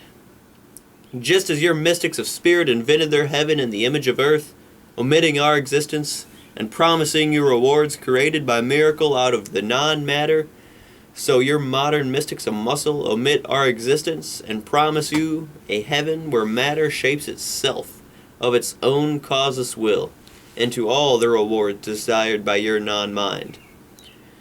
For centuries, the mystics of spirit had existed by running a protection racket, by making life on the earth unbearable, then charging you for consolation and relief by forbidding all the virtues that make existence possible. Then, riding on the shoulders of your guilt by declaring production and joy to be sins. Then collecting blackmail from the sinners. We, the men of the mind, were the unnamed victims of their creed. We who were willing to break their moral code and to bear damnation for the sin of reason. We who thought and acted while they wished and prayed. We who were moral outcasts. We who were bootleggers of life when life was held to be a crime. While they basked in moral glory for the virtue of surpassing material greed and of distributing in self-charity the material goods produced by blank out. Now, we are chained and commanded to produce by savages who do not grant us even the identification of sinners. By savages who proclaim that we do not exist, then threaten to deprive us of the life we don't possess. If we fail to provide them with the goods we don't produce, now we are expected to continue running railroads, and to know the minute when a train will arrive after crossing the span of a continent. We are expected to continue running steel mills, and to know the molecular structure of every drop of metal in the cables of your bridges, and in the body of the airplanes that support you in the mid-air, while the tribes of your grotesque little mystics of muscle fight over the carcass of our world, gibbering in sounds of non-language, that there are no principles, no absolutes, no knowledge, no mind. Dropping below the level of a savage who believes that the magic words he utters have the power to alter reality. They believe that reality can be altered by the power of the words they do not utter, and their magic tool is the blank out, the pretense that nothing can come into existence past the voodoo of their refusal to identify it. As they feed on stolen wealth in body, so they feed on stolen concepts in mind, and proclaim that honesty consists of refusing to know that one is stealing. As they use effects while denying causes, so they use our concepts while denying the roots and the existence of the concepts they are using. As they seek not to build, but to take over industrial plants, so they seek not to think, but to take over human thinking. As they proclaim that the only requirement for running a factory is the ability to turn the cranks in the machines and blank out the question of who created the factory, so they proclaim that there are no entities, that nothing exists but motion, and blank out the fact that motion presupposes the thing which moves, that without the concept of entity, there can be no such concept as motion. As they proclaim the right to consume the unearned, and blank out the question of whose to produce it, so they proclaim that there is no law of identity, that nothing exists but change, and blank out the fact that changes presupposes the concept of what changes. From what and to what. That, without a law of identity, no such concept as change is possible. As they rob an industrialist while denying his value, so they seek to seize power over all of existence while denying that existence exists. We know that we know nothing, they chatter, blanking out the fact that they are claiming knowledge. They are not absolutes, they chatter, blanking out the fact that they are uttering an absolute. You cannot prove that you exist or that you're conscious, they chatter, blanking out the fact that proof presupposes existence, consciousness, and a complex chain of knowledge. The existence of something to know, of a consciousness able to know it, and of a knowledge that has learned to distinguish between such concepts as the proved and the unproved. When a savage who has not learned to speak declares that existence must be proved, he is asking you to prove it by means of non-existence.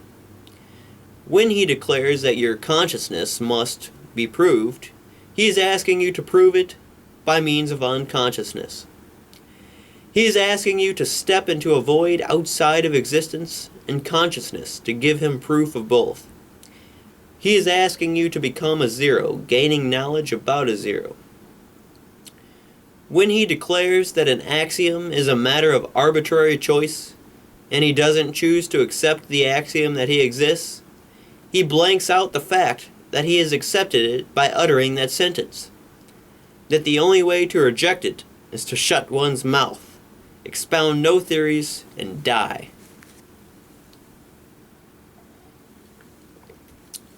An axiom is a statement that identifies the base of knowledge and of any further statement pertaining to that knowledge, a statement necessarily contained in all others, whether any particular speaker chooses to identify it or not.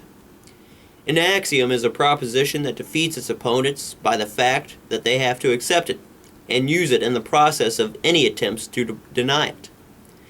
Let the caveman who does not choose to accept the axiom of identity try to present his theory without using the concept of identity or any concept derived from it. Let the anthropoid who does not choose to accept the existence of nouns try to devise a language without nouns, adjectives, or verbs. Let the witch doctor who does not choose to accept the validity of sensory perception try to prove it without using the data he obtained by sensory perception. Let the head hunter who does not choose to accept the validity of logic try to prove it without using logic. Let the pygmy who proclaims that a skyscraper needs no foundation after it reaches its 50th story yank the base from under his building, not yours. Let the cannibal who snarls that the freedom of man's mind was needed to create an industrial civilization, but is not needed to maintain it, be given an arrowhead and bearskin, not a university chair of economics. Do you think they are taking you back to dark ages? They are taking you back to darker ages than any your history has known. Their goal is not the era of pre-science, but the era of pre-language. Their purpose is to deprive you of the concept on which man's mind, his life, and his culture depend. The concept of an objective reality. Identity, the development of a human consciousness, and you will know the purpose of their creed. A savage is a being who has not grasped that A is A, and that reality is real. He has arrested his mind at the level of a baby's, in the state when a consciousness acquires its initial sensory perception and has not learned to distinguish solid objects. It is to a baby that the world appears as a blur of motion, without things that move, and the birth of his mind is the day when he grasps that the streak that keeps flickering past him is his mother, and the world beyond her is a curtain, that the two are solid entities and neither can turn into each other, that they are what they are, that they exist. The day when he grasps that matter has no volition is the day when he grasps that he has, and this is his birth as a human being. The day when he grasps that reflection he sees in a mirror is not a delusion, that it is real, but it is not himself, that the mirage he sees in a desert is not a delusion, that the air and the light rays that cause it are real, but is not a city, it is a city's reflection. The day when he grasps that he is not a passive recipient of the sensations of any given moment, that his senses do not provide him with automatic knowledge in separate snatches, independent of context, but only with the material of knowledge, which his mind must learn to integrate. The day when he grasps that his senses cannot deceive him, that physical objects cannot act without causes, that his organs of perception are physical and have no volition, no power to invent or to distort, that the evidence they give him is an absolute, but his mind must learn to understand it. His mind must discover the nature, the causes, the full context of his sensory material. His mind must identify the things that he perceives. That is the day of his birth as a thinker and scientist. We are the men who reach that day. You are the men who chose to reach it partly. A savage is a man who never does. To a savage, the world is a place of unintelligible miracles, where anything is possible to inanimate matter, and nothing is possible to him. His world is not the unknown, but the irrational horror, the unknowable. He believes that physical objects are endowed with a mysterious volition, moved by causeless, unpredictable whims, while he is a helpless pawn at the mercy of forces beyond his control. He believes that nature is ruled by demons, who possess an omnipotent power, and that reality is their fluid plaything, where they can turn his bowl of meal into a snake and his wife into a beetle at any moment, where the A he has never discovered can be any non-A they choose, where the only knowledge he possesses is that he must not attempt to know. He can count on nothing, he can only wish, and he spends his life on wishing, on begging his demons to grant him his wishes by the arbitrary power of their will, giving them credit when they do, taking the blame when they don't, offering them sacrifices in token of his gratitude, and sacrifices in token of his guilt, crawling on his belly in fear and worship of sun and moon and wind and rain and of any thug who announces himself as their spokesman, providing his words are unintelligible and his mask sufficiently frightening. He wishes, begs, and crawls and dies, leaving you as a record of his view of existence, the distorted monstrosities of his idols, part man, part animal, part spider, the embodiments of the world of non-A.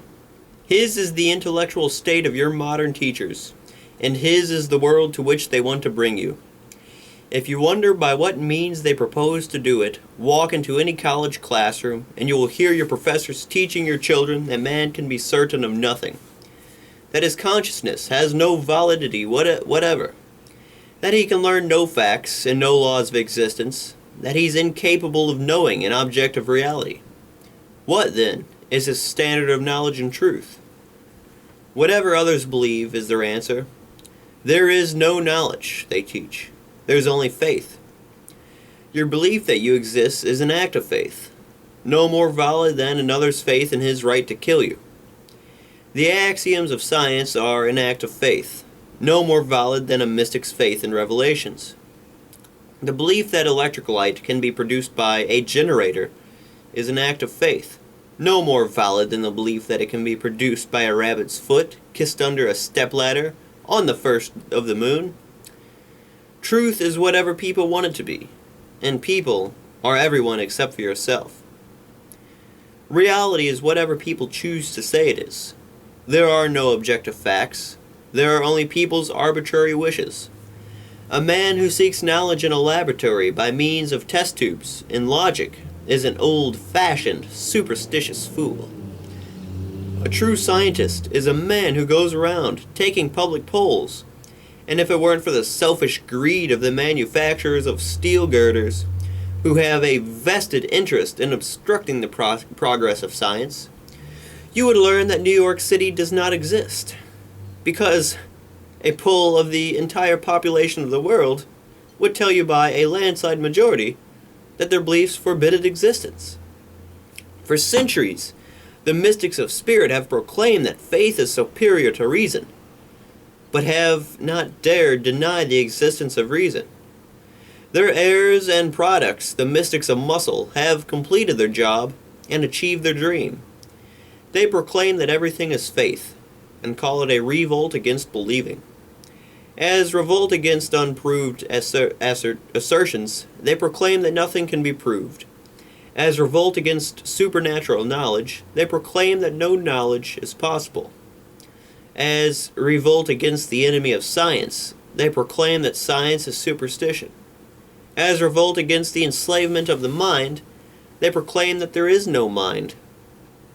If you surrender your power to perceive, if you accept the switch of your standard from the objective to the collective, and wait for mankind to tell you what you think, you will find another switch taking place before the eyes you have renounced. You will find that your teachers become the rulers of the collective, and if you then refuse to obey them, protesting that they are not the whole of mankind, they will answer, "By what means do you know that we are not? Our brother? Where did you get that old-fashioned term?" If you doubt that such is their purpose, observe with what passionate consistency the mystics of muscle are striving to make you forget that a concept such as mind has never existed.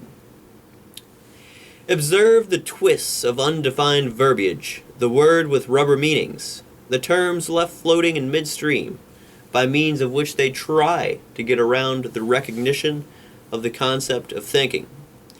Your consciousness, they tell you, consists of reflexes, reactions, experiences, urges, and drives, and refuse to identify the means by which they acquire that knowledge. To identify the act they are performing when they tell it, or the act you are performing when you listen. Words have the power to consider you, they say, and refuse to identify the reason why words have the power to change your blank out. A student reading a book understands it through a process of blank out. A scientist working on an invention is engaged in the activity of blank out. A psychologist helping a neurotic to solve a problem and untangle a conflict does it by means of blank out. An industrialist blank out. There is no such person. A factory is a natural resource, like a tree, a rock, or a mud puddle. The problem of production, they tell you, has been solved and deserves no study or concern. The only problem left for your reflexes to solve is now the problem of distribution. Who solved the problem of production? Humanity, they answer. What was the solution? The goods are here. How did they get here? Somehow. What caused it?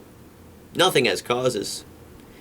They proclaim that every man born is entitled to exist without labor, and the laws of reality to contrary notwithstanding, is entitled to receive his minimum sustenance, his food, his clothes, his shelter, with no effort on his part, as his due and his birthright.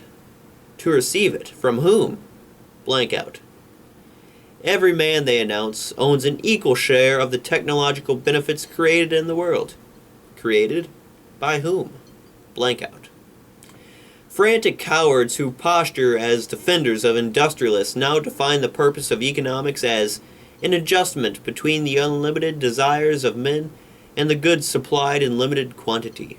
Supplied by whom? Blank out. Intellectual hoodlums who pose as professors shrug away the thinkers of the past by declaring that their social theories were based on the impractical assumption that man was a rational being. But since men are not rational, they declare, there ought to be established a system that will make it possible for them to exist without being irrational, which means, while defying reality. Who will make it possible? Blank out. Any stray mediocrity rushes into print with plans to control the product of mankind and whoever agrees or disagrees with his statistics, no one questions his right to enforce his plans by means of a gun.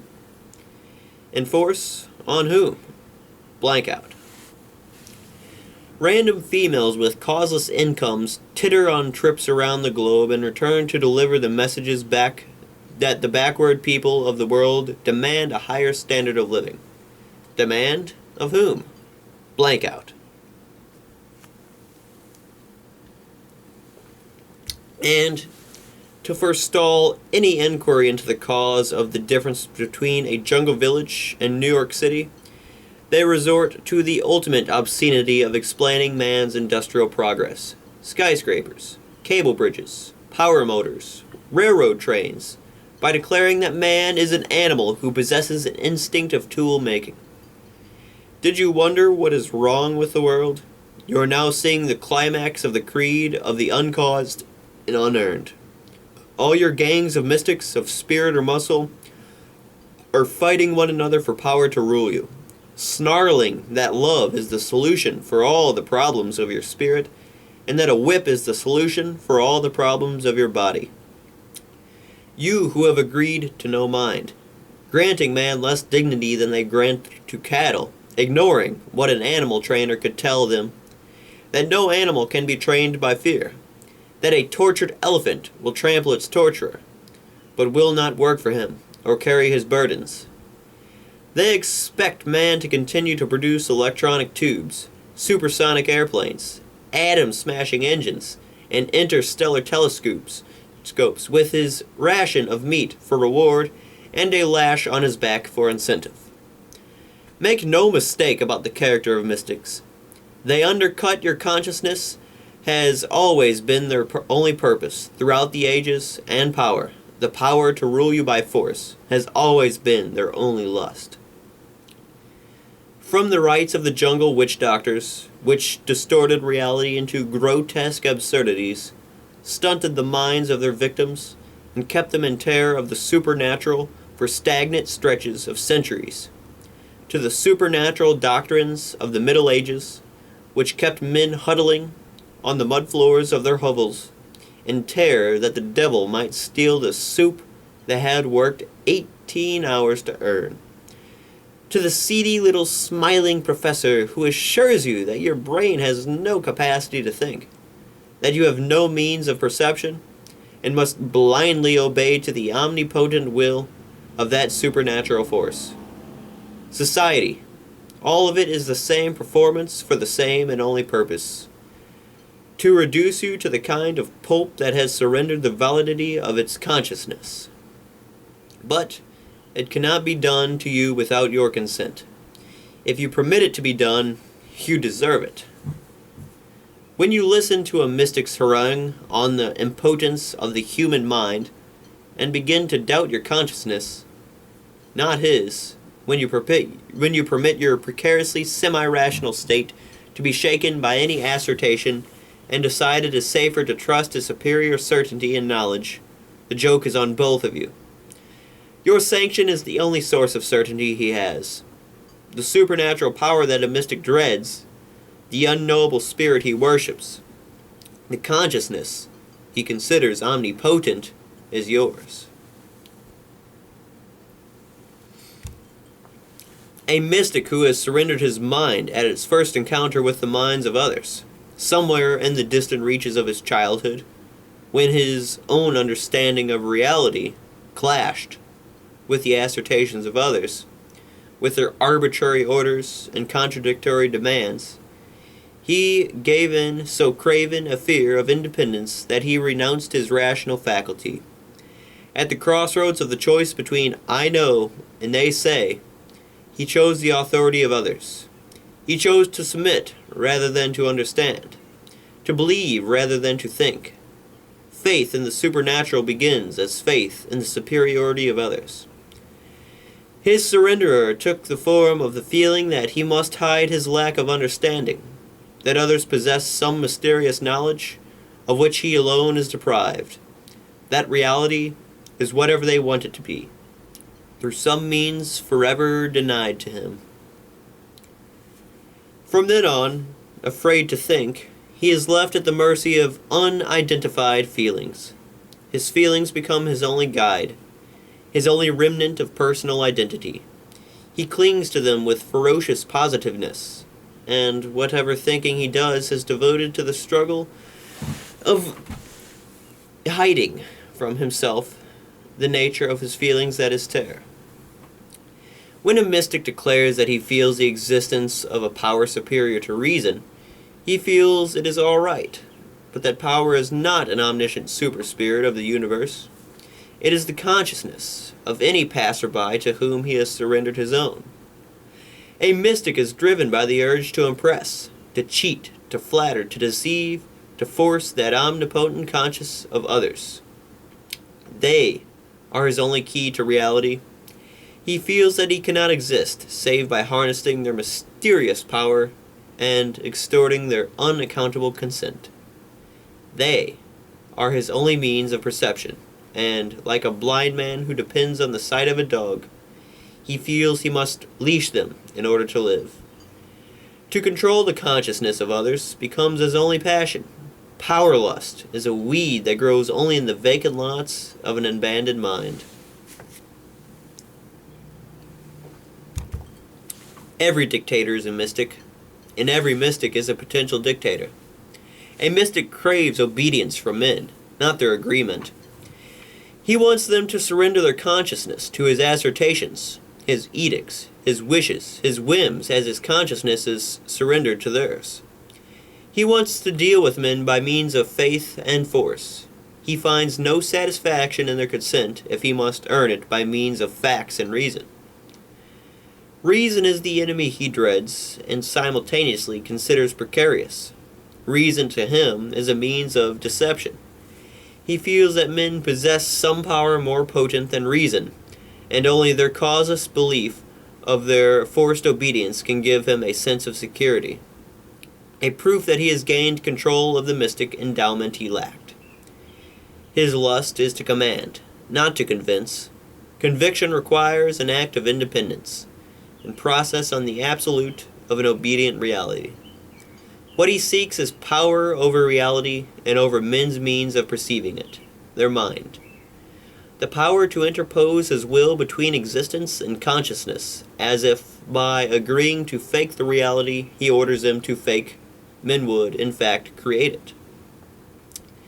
Just as the mystic is a person in matter who expropriates the wealth created by others, just as he is a parasite in spirit who plunders the ideas created by others, so he falls below the level of a lunatic who creates his own distortion of reality, to the level of a parasite of lunacy who seeks a distortion created by others.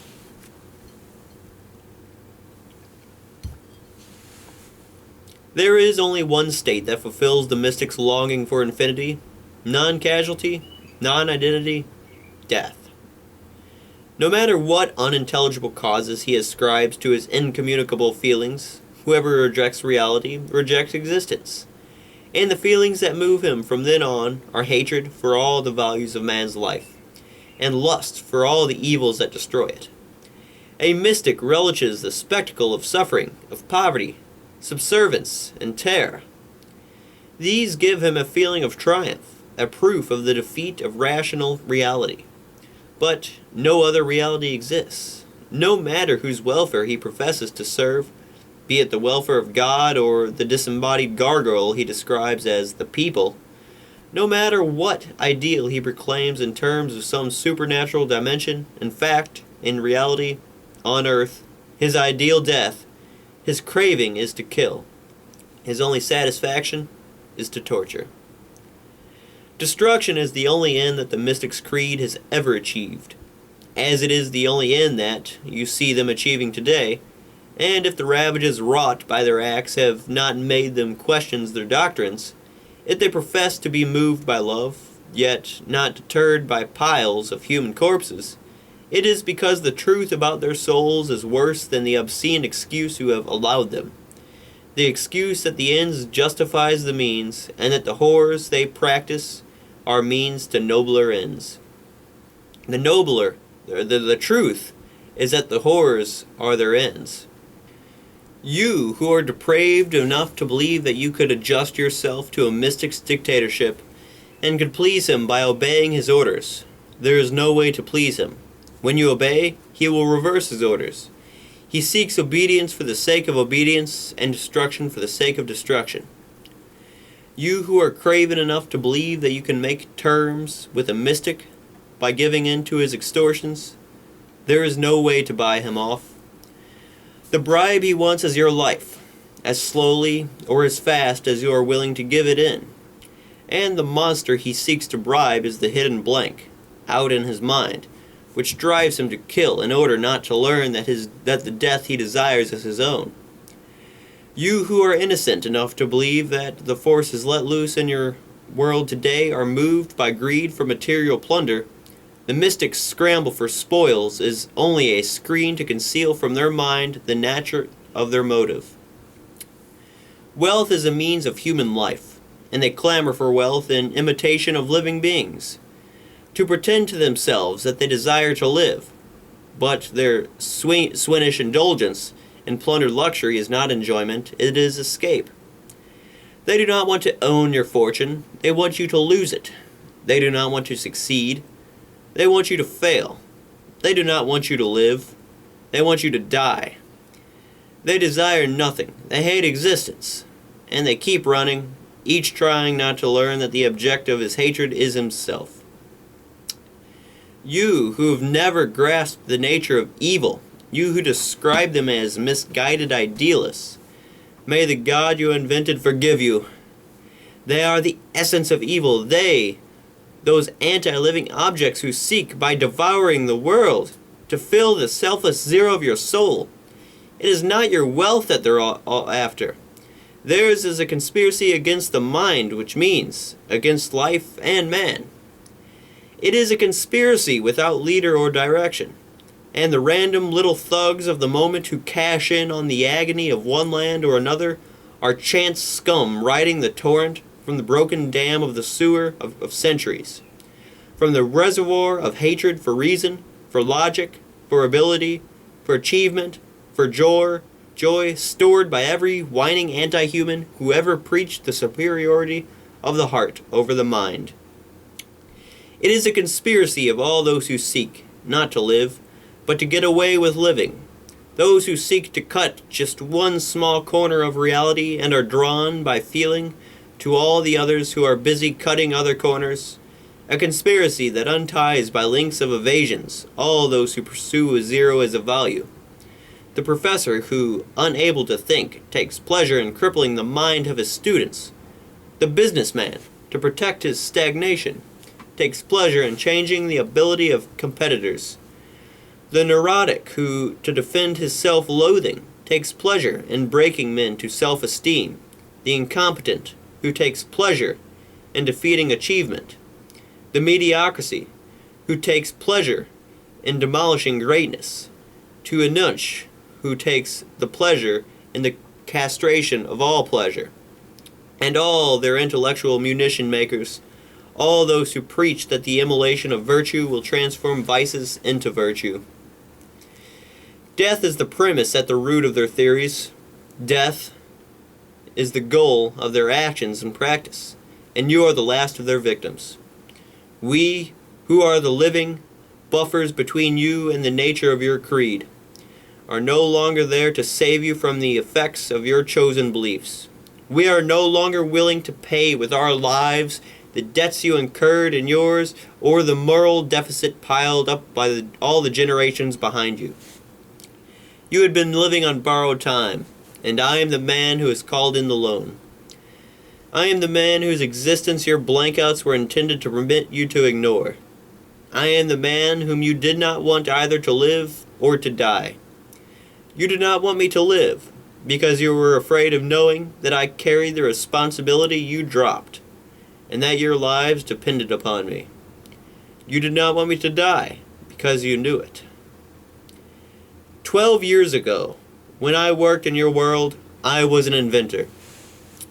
I was one of a profession that came last in human history and will be first to vanish on the way back to the subhuman. An inventor is a man who asks, why? of the universe, and lets nothing stand between the answer and his mind. Like the man who discovered the use of steam, or the man who discovered the use of oil, I discovered a source of energy which was available since the birth of the globe, but which man had not known how to use, except as an object of worship, of terror and of legends without a thundering god. I completed the experimental model of a motor that would have made a fortune for me and for those who had hired me. A motor that would have raised the efficiency of every human installation using power and would have added the gift of higher productivity to every hour you spend at earning your living. Then, one night at a factory meeting, I heard myself sentenced to death by reason of my achievement. I heard 3 parasites assert that my brain and my life were their property, that my right to exist was conditional and depended upon their satisfaction of their desires. The purpose of my ability, they said, was to serve the needs of those who are less able.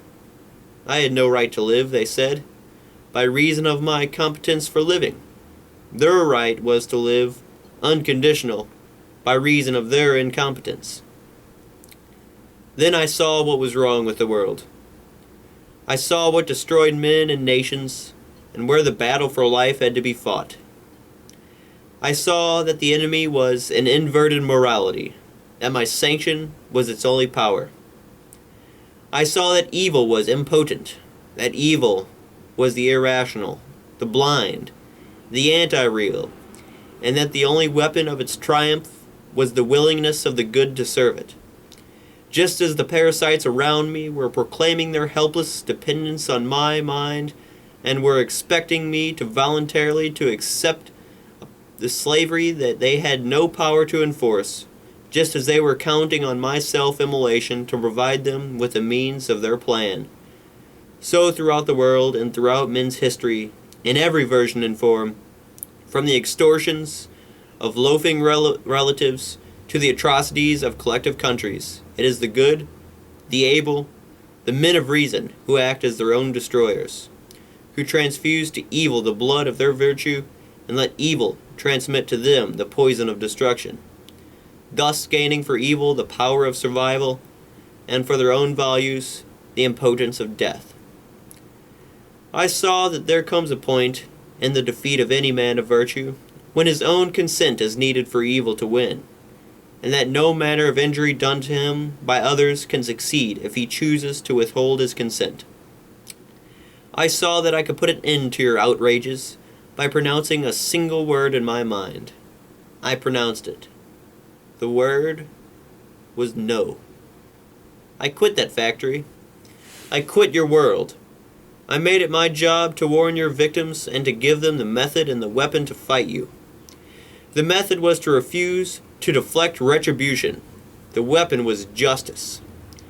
If you want to know what you lost when I quit and when my strikers deserted your world, stand on an empty stretch of soil in the wilderness unexplored by men and ask yourself what manner of survival you would achieve and how long you would last if you refused to think, with no one around to teach you the motions, or, if you chose to think, how much your mind would be able to discover.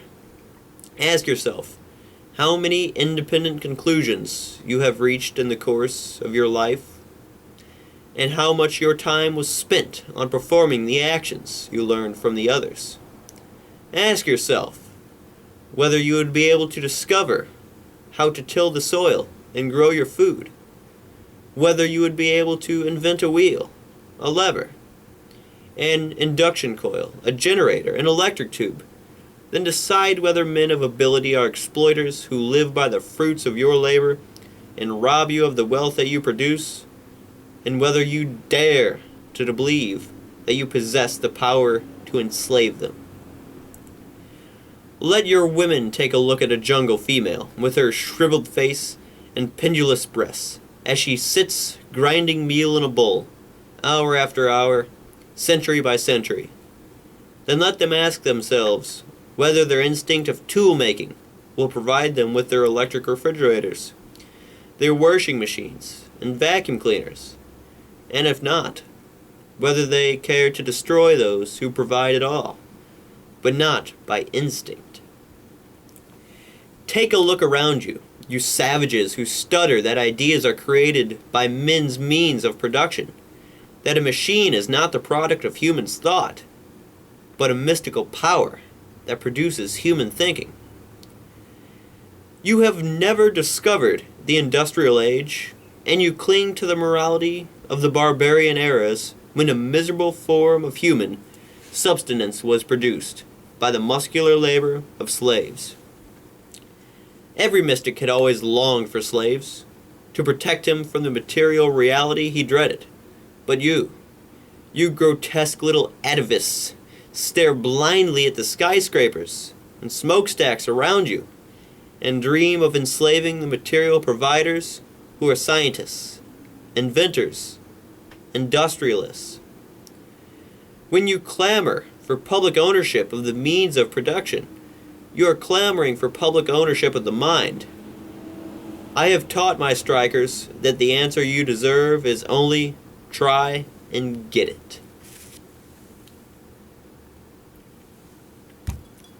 You proclaim yourself unable to harness the forces of inanimate matter, yet propose to harness the minds of men who are able to achieve the feats you cannot equal. You proclaim that you cannot survive without us, yet propose to dictate the terms of our survival. You proclaim that you need us, yet indulge the impertinence of asserting your right to rule us by force, and expect that we, who are not afraid of that physical nature which fills you with terror, will cower at the sight of any lout who has talked to you in devoting him a chance to command us. You propose to establish a social order based on the following tenets: that you're incompetent to run your own life, but competent to run the lives of others; that you are unfit to exist in freedom, but fit to become an omnipotent ruler; that you're unable to earn your living by the use of your own intelligence, but able to judge politicians and to vote them into jobs of total power over arts you have never seen, over sciences you have never studied, over achievements of which you have no knowledge, over the gigantic industries where you, by your own definition of your capacity, would be unable to successfully to fill the job of assistant greaser. This idol of your cult of zero worship, this symbol of impotence, the congenital dependent, is your image of man and your standard of value, in whose likeness you strive to refashion your soul. It's only human, you cry, in defense of any depravity, reaching the stage of self-abasement where you seek to make the concept human mean the weaking, the full, the rotter, the liar, the failure, the coward, the fraud, and the exile from the human race, the hero, the thinker, the producer, the inventor, the strong, the purposeful, the pure, as if to feel we're human, but to think we're not. As if to fail we're human, but to succeed we're not. As if corruption were human, but virtue were not. As if the premise of death were proper to man, but the premise of life were not. In order to deprive us of honor, that you may then deprive us of our wealth, you have always regarded us as slaves who deserve no moral recognition. You praise any venture that claims to be non-profit, and damn the man who made the profit that makes the venture possible. You regard as, in the public interest, any project serving those who do not pay. It is not in the public interest to provide any services for those who do the paying. Public benefit is anything given to his alms. To engage in trade is to injure the public. Public welfare is the welfare of those who do not earn it. Those who do are entitled not to no welfare. The public, to you, is whoever has failed to achieve any virtue or value. Whoever achieves it, whoever provides the goods you require for survival, ceases to be regarded as part of the public or as part of the human race. What blankout permitted you to hope that you could get away with this muck of contradictions and to plan it as an ideal society when the no of your victims was sufficient to demolish the whole of your structure? What permits any insolent beggar to wave his swords in the face of his betters, and to plead for help in the tone of a threat? You cry, as he does, that you are counting on our pity, but your secret hope is the moral code that has taught you to count on our guilt. You expect us to feel guilty of our virtues in the presence of your vices, wounds and failures, guilty of succeeding in existence, guilty of enjoying the life that you damn, yet beg us to help you to live. Did you want to know who is John Galt? I am the first man of ability who refused to regard it as guilt. I am the first man who would not do penance for my virtues or let them be used as the tools of my destruction. I am the first man who would not suffer martyrdom at the hands of those who wished me to perish for the privilege of keeping them alive. I am the first man who told them that I did not need them, and until they learned to deal with me as traitors, giving value for value, they would have to exist without me, as I would exist without them. Then I would let them learn who is the need and whose the ability. And if human survival is the standard, whose terms would set the way to survive. I have done by plan and intention what has been done throughout history by silent default. There have always been men of intelligence who went on strike and protest in despair, but they did not know the meaning of their action. The man who retires from public life to think, but not to share his thoughts. The man who chooses to spend his years in the obscurity of menial employment, keeping to himself the fire of his mind, never giving it form, expression, or reality, refusing to bring it into a world he despises. The man who is defeated by revulsions. The man who renounces before he has started. The man who gives up rather than give in. The man who functions at a fraction of his capacity, disarmed by his longing for an ideal he has not found. They are on strike against unreason, on strike against your world and your values. But not knowing any values of their own, they abandon the quest to know in the darkness of their hopeless indignation, which is righteous without knowledge of the fight, and passionate without knowledge of desire. They concede to you the power of reality and surrender the incentives of their mind, and they perish in bitter futility as rebels who never learn the object of their rebellion, as lovers who never discovered their love. The infamous times you call the Dark Ages were an era of intelligence on strike, where men of ability were underground and lived undiscovered, studying in secret, and died, destroying the works of their mind when only a few of the bravest of the martyrs remained to keep the human race alive. Every period ruled by mystics was an era of stagnation and want, when most men were on strike against existence, working for less than half their barest survival, leaving nothing but scraps for the rulers to loot, refusing to think, to venture, to produce. When the ultimate collector of their profits and the final authority on truth or error was the whim of some gilded degenerate, sanctioned as superior to reason by divine right and by grace of a club. The road of human history was a string of blankouts over sterile stretches eroded by faith and force, with only a few brief bursts of sunlight, when the released energy of the men of the mind performed the wonders you gaped at, admired, and promptly extinguished again. But there will be no extinction this time. The game of the mystics is up. You will perish in and by your own reality. We, the men of reason, will survive. I have called out on strike the kind of martyrs who had never deserted you before. I have given them the weapon they had lacked, the knowledge of their own moral value. I have taught them that the world is ours, whenever we choose to claim it, by virtue and grace of the fact that ours is the morality of life. They, The great victims who had produced all the wonders of humanity's brief summer, they, the industrialists, the conquerors of matter, had not discovered the nature of their right. They had known that theirs was the power. I taught them that theirs was the glory.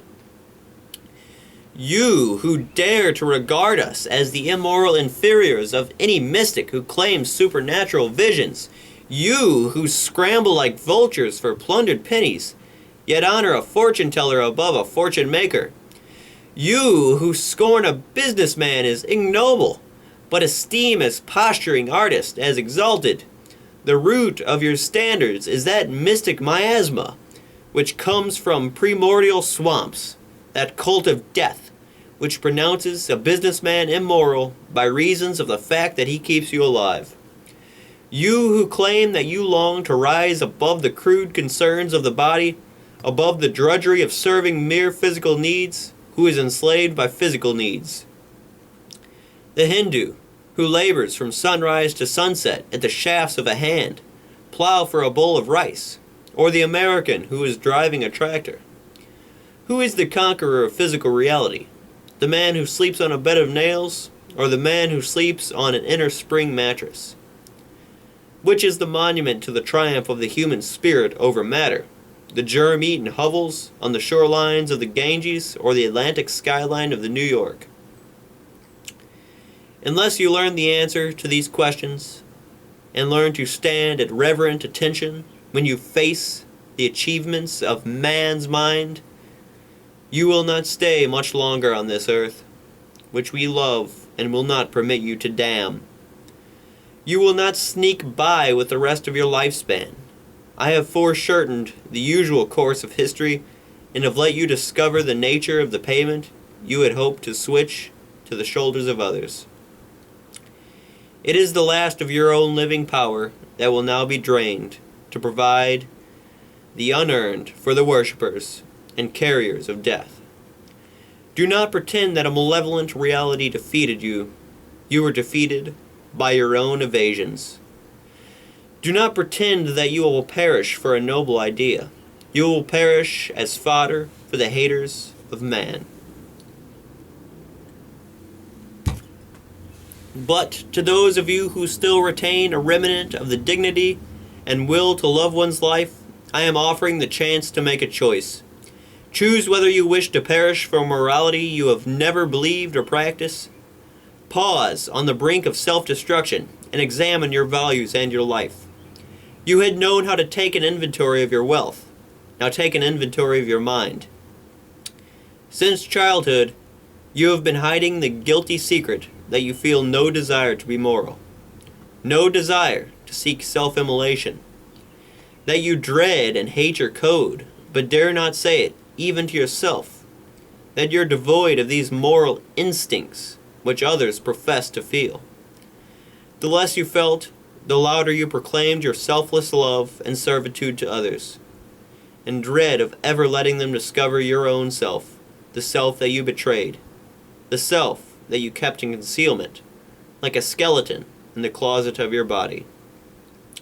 And they, who were at once your dupes and your deceivers, they listened and voiced their loud approval, in dread of ever letting you discover that they were harboring the same unspoken secret.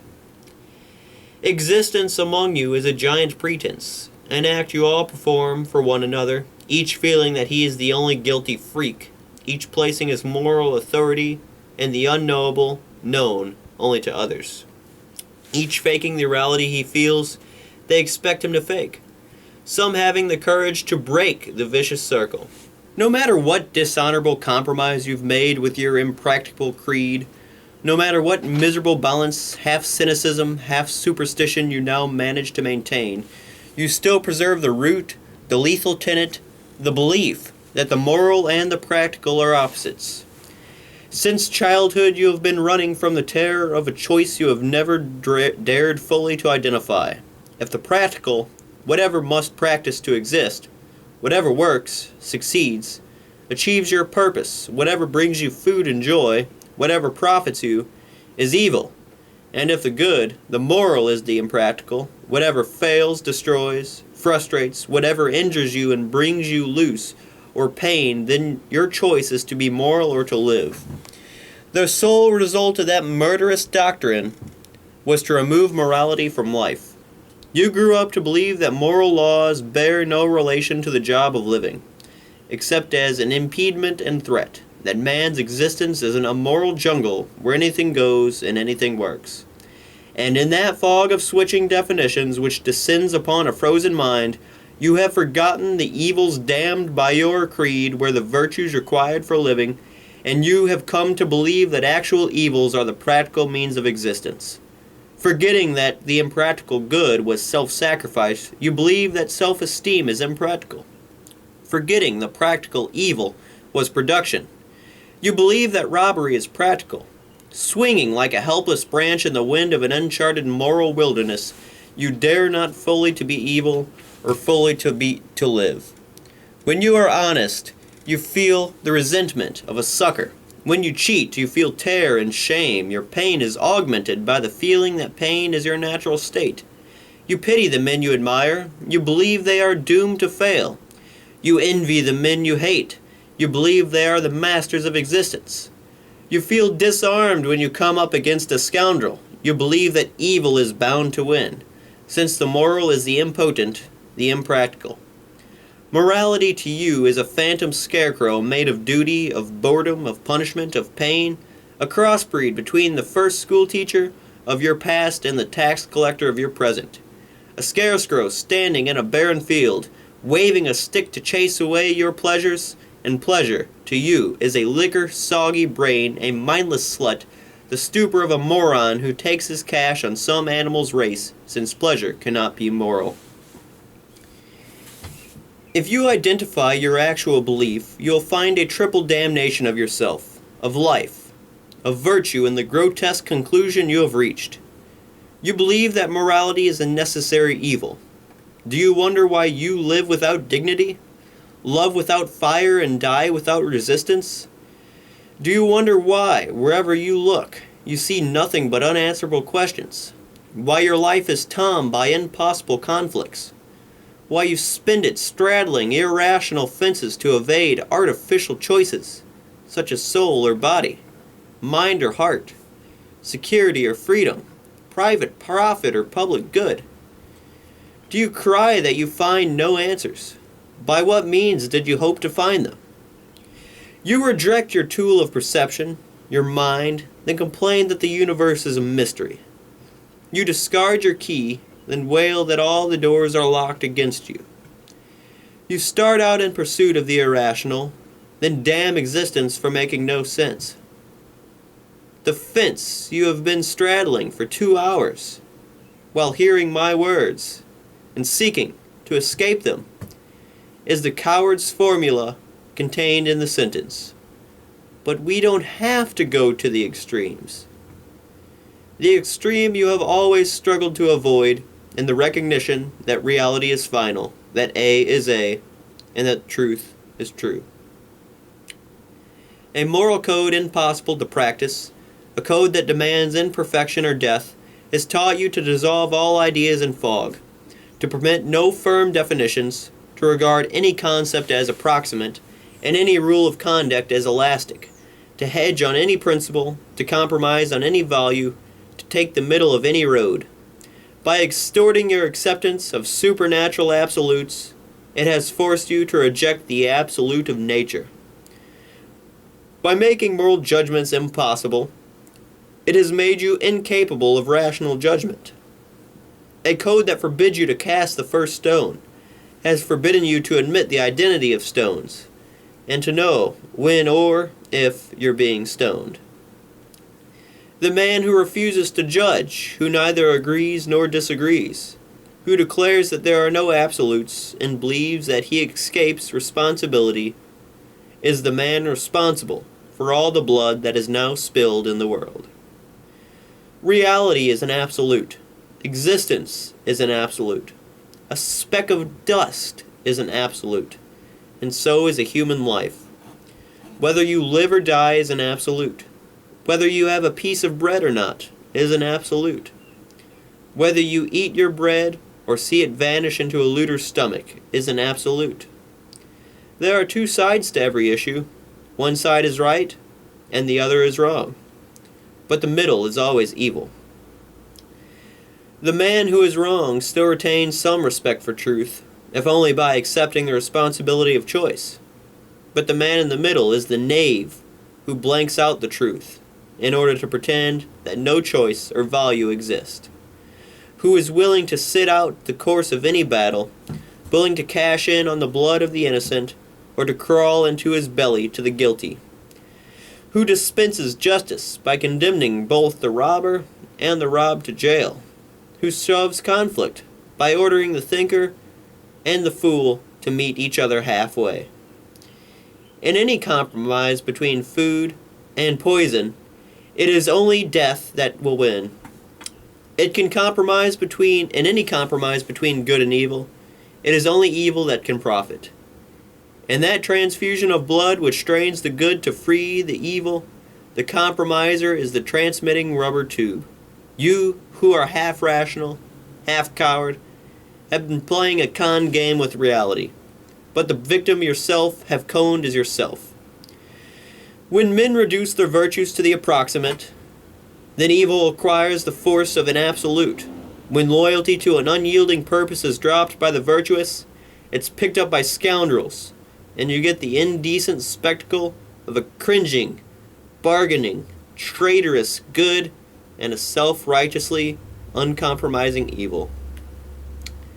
As you surrender to the mystics of muscle, when they told you that ignorance consists of claiming knowledge, so now you surrender to them when they shriek that immortality consists of pronouncing moral judgment. When they yell that it is selfish to be certain that you are right, you hasten to assure them that you're certain of nothing. When they shout that it's immoral to stand on your convictions, you assure them that you have no convictions whatever.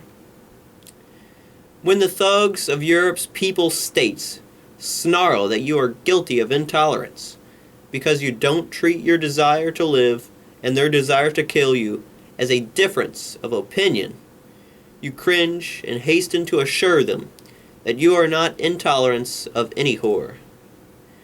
When some barefoot bum in some pestle of Asia yells at you, "How dare you be rich?" and you apologize and beg him to be patient and promise him you'll give it all away, you have reached the blind alley of the treason you committed when you agreed that you had no right to exist. Once you believed it was only a compromise, you conceded it was evil to live for yourself, but moral to live for the sake of your children. Then you conceded that it was selfish to live for your children, but moral to live for your community. Then you conceded that it was selfish to live for your community, but moral to live for your country. Now, you are letting this greatest of countries be devoured by any scum from any corner of the earth, while you concede that it is selfish to live for your country, and that your moral duty is to live for the globe. A man who has no right to live has no right to values and will not keep them. At the end of your road of successive betrayals, stripped of weapons of certainty, of honor, you commit your final act of treason and sign your petition of intellectual bankruptcy, while the muscle mystics of the people's states proclaim that they're the champions of reason and science. You agree to hasten to proclaim that your faith is your cardinal principle, that reason is on the side of your destroyers, but yours is the side of faith. To the struggling remnants of rational honesty in the twisted, bewildering minds of your children, you declare that you can offer no rational argument to support the ideas that created this country, that there is no rational justification for freedom, for property, for justice, for rights, that they rest on a mystical insight and can be accepted only on faith, that in reason and logic the enemy is right, but faith is superior to reason. You declare to your children that it is rational to loot, to torture, to enslave, to expropriate, to murder, but that they must resist the temptations of logic and stick to the discipline of remaining irrational. That skyscrapers, factories, radios, airplanes were the products of faith and mystical intuition, while famines, concentration camps, and firing squads are the product of a reasonable manner of existence. That the Industrial Revolution was the revolt of the men of faith against that era of reason and logic which is known as the Middle Ages. Simultaneously, in the same breath, to the same child, you declare that the looters who rule the people's state will surpass this country in material production, since they are the representatives of science, but that it's evil to be concerned with physical wealth, and that one must renounce material prosperity. You declare that the looters' ideals are noble, but they do not mean them, while you do. That your purpose in fighting the looters is only to accomplish their aims, which they cannot accomplish, but you can. And that the way to fight them is to beat them to it and give one's wealth away. Then you wonder why your children join the people's thugs or become half-crazed delinquents. You wonder why the looters' conquests keep creeping closer to your doors, and you blame it on human stupidity, declaring that the masses are impervious to reason. You blank out the open public spectacle of the looters' fight against the mind, and the fact that their bloodiest horrors are unleashed to punish the crime of thinking.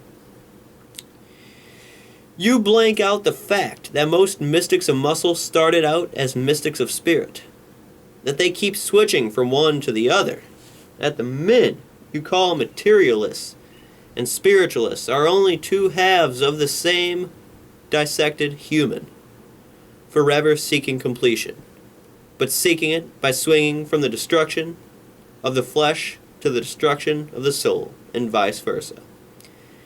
That they keep running from your colleges to the slaves' pens of Europe, to an open collapse into the mystic monk of India, seeking any refuge against reality, any form of escape from the mind. You blank it out and cling to your hypocrisy of faith in order to blank out the knowledge that the looters have a stranglehold upon you, which consists of your moral code. That the looters are the final and consistent practitioners of the morality that you're half obeying, half evading. That they practice it the only way it can be practiced, by turning the earth into a sacrificial furnace. That your morality forbids you to oppose them in the only way they can be opposed, by refusing to become a sacrificial animal and proudly asserting your right to exist.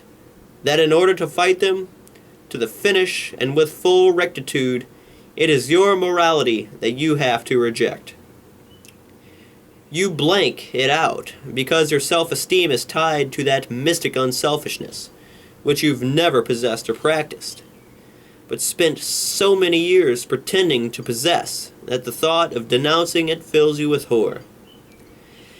No value is higher than self-esteem, but you've invested it in counterfeit securities, and now your morality has caught you in a trap where you are forced to protect your self-esteem by fighting for the creed of self-destruction. The grim joke is on you. That need of self-esteem, which you're unable to explain or define, belongs to my morality, not yours. It's the objective token of my code. It's my proof within your own soul. By a feeling he has not learned to identify, but has derived from his first awareness of existence, from his discovery that he has to make choices. Man knows that his desperate need of self-esteem is a matter of life or death. As a being of volitional consciousness, he knows that he must know his own value in order to maintain his own life. He knows that he has to be right. To be wrong in action means danger to his life. To be wrong in person, to be evil, means to be unfit for existence. Every act of man's life has to be willed. The The mere act of obtaining or eating his food implies that the person he preserves is worthy of being preserved. Every pleasure he seeks to enjoy implies that the person who seeks it is worthy of finding enjoyment. He has no choice about his need of self-esteem. His only choice is at the standard by which to gauge it. And he makes his final, fatal error when he switches the gauge protecting his life into the service of his own destruction. When he chooses a standard contradicting existence and sets his self-esteem against reality. Every form of causeless self-doubt, every feeling of inferiority and secret unworthiness is, in fact, man's hidden dread of his inability to deal with existence. But the greater his terror, the more fiercely he clings to the murderous doctrines that choke him. No man can survive the moment of pronouncing himself irredeemably evil. Should he do it, his next moment is insanity or suicide. To escape it, if he's chosen an irrational standard, he will fake, evade, blank out. He will cheat himself of reality, of existence, of happiness, of mind, and he will ultimately cheat himself of self-esteem by struggling to preserve its illusion rather than to risk discovering its lack. To fear, to face an issue is to believe that the worst is true. It is not any crime you have committed that infects your soul with permanent guilt. It is none of your failures, errors, or flaws, but the blank out by which you attempt to evade them. It is not any sort of original sin or unknown parental deficiency, but the knowledge and fact of your basic default, of suspending your mind, of refusing to think. Fear and guilt are your chronic emotions. They are real and you do deserve them, but they don't come from the superficial reasons you invent to disguise their cause. Not from your selfishness, weakness, or ignorance, but from a real and basic threat to your existence. Fear, because you have abandoned your weapon of survival. Guilt, because you know you have done it violently. The self you have betrayed is your mind. Self-esteem is reliance on one's power to think. The ego you seek, that essential you which you cannot express or define, is not your emotions or inarticulate dreams, but your intellect. That judge of your supreme tribunal whom you've impeached in order to drift at the mercy of any stray shyster you describe as your feeling. Then you drag yourself through a self-made night in a desperate quest for a nameless fire, moved by some fading vision of a dawn you had seen and lost. Observe the persistence in mankind's mythologies of the legend about a paradise that men had once possessed, the city of Atlantis, or the Garden of Eden, or some kingdom of perfection, always behind us. The root of that legend exists not in the past of the race, but in the past of every man. You still retain a sense, not as firm as a memory, but diffused like the pain of hopeless longing, that somewhere in the starting years of your childhood, before you had learned to submit, to absorb the terror of unreason, and to doubt the value of your mind, you had known a radiant state of existence. You had known the independence of a rational consciousness facing an open universe. That is the paradise which you have lost, which you seek, which is yours for the taking. Some of you will never know who is John Galt, but those of you who have known a single moment of love for existence and of pride in being its worthy lover, a moment of looking at this earth and letting your glance be its sanction, have known the state of being a man, and I am the only man who knew that state is not to be betrayed. I am the man who knew what made it possible and who chose consistently to practice and to be what you had practiced and had been in that one moment. The choice is yours to make. The choice, the dedication to one's highest potential, is made by accepting the fact that the noblest act you have ever performed is the act of your mind in the process of grasping that 2 and 2 make 4. Whoever you are, you who are alone with my words in this moment, with nothing but your honesty to help you understand, the choice is still open to be a human being, but the price is to start from scratch, to stand naked in the face of reality, and, reversing a costly historical error, to declare, I am, therefore I'll think. Accept the irrevocable fact that your life depends upon your mind. Admit that the whole of your struggle, your doubts, your fakes, your evasion, was a desperate quest for escape from the responsibility of a volitional consciousness, a quest for automatic knowledge, for instinctive action, for intuitive certainty, and while you called it a longing for the state of an angel, what you were seeking was the state of an animal. Accept as your moral ideal the task of becoming a man. Do not say that you're afraid to trust your mind because you know so little. Are you safer in surrendering to mystics and discarding the little that you know? Live and act within the limit of your knowledge and keep expanding it to the limit of your life. Redeem your mind from the hawkshops of authority. Accept the fact that you are not omniscient, but playing a zombie will not give you omniscience. That your mind is fallible, but becoming mindless will not make you infallible.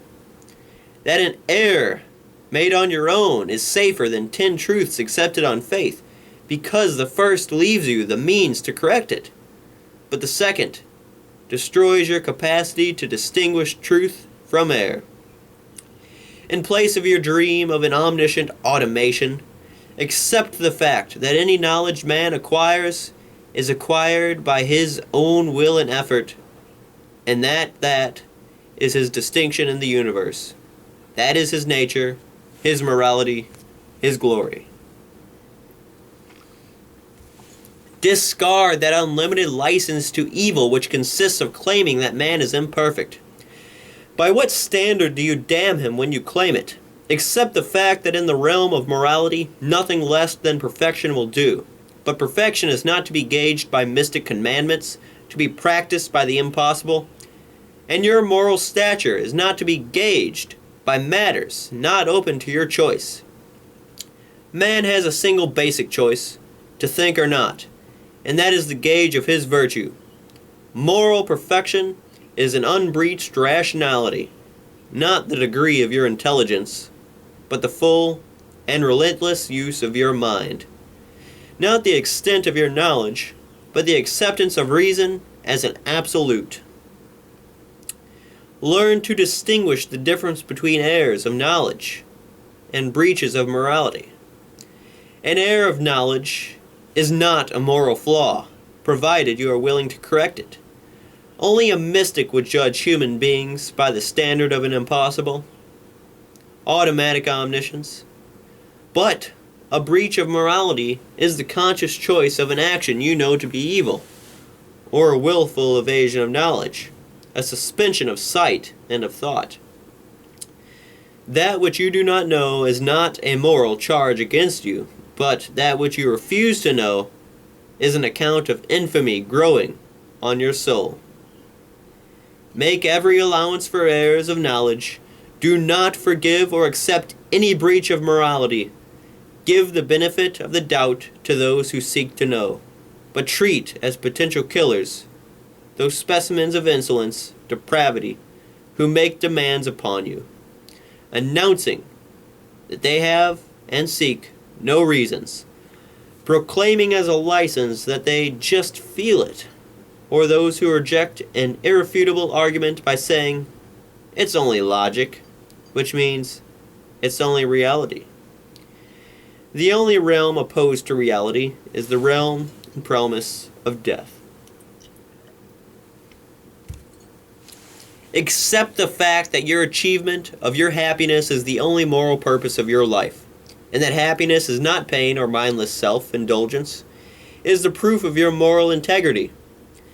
Since it is the proof and the result of your loyalty to the achievement of your values, Happiness was the responsibility you dreaded. It required the kind of rational discipline you did not value yourself enough to assume.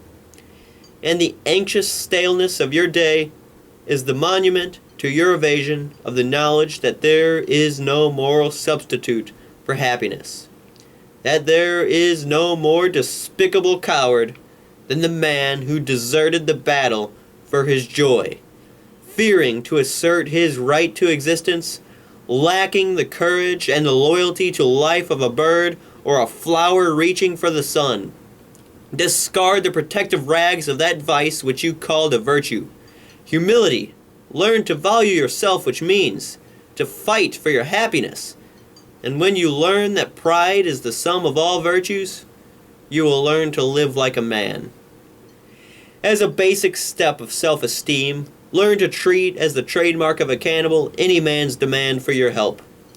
To demand it is to claim that your life is his property. And loathsome as such claim might be, there's something still more loathsome: your agreement. Do you ask if it's ever proper to help another man? No. If he claims it is his right or is his moral duty, you owe that duty that you owe him. Yes, if such is your own desire based on your own selfish pleasure in the value of his person and his struggle. Suffering as such is not a value. Only man's fight against suffering is. If you choose to help a man who suffers, do it only on the ground of his virtues, of his right to recover, of his rational record, or of the fact that he suffers unjustly. Then your action is still a trade, and his virtue is the payment for your help. B. To help a man who has no virtues. To help him on the ground of his suffering as such. To accept his faults, his needs, as a claim is to accept the mortgage of a zero on your values. A man who has no virtues is a hater of existence, who acts on the premise of death. To help him is to sanction his evil and to support his career of destruction.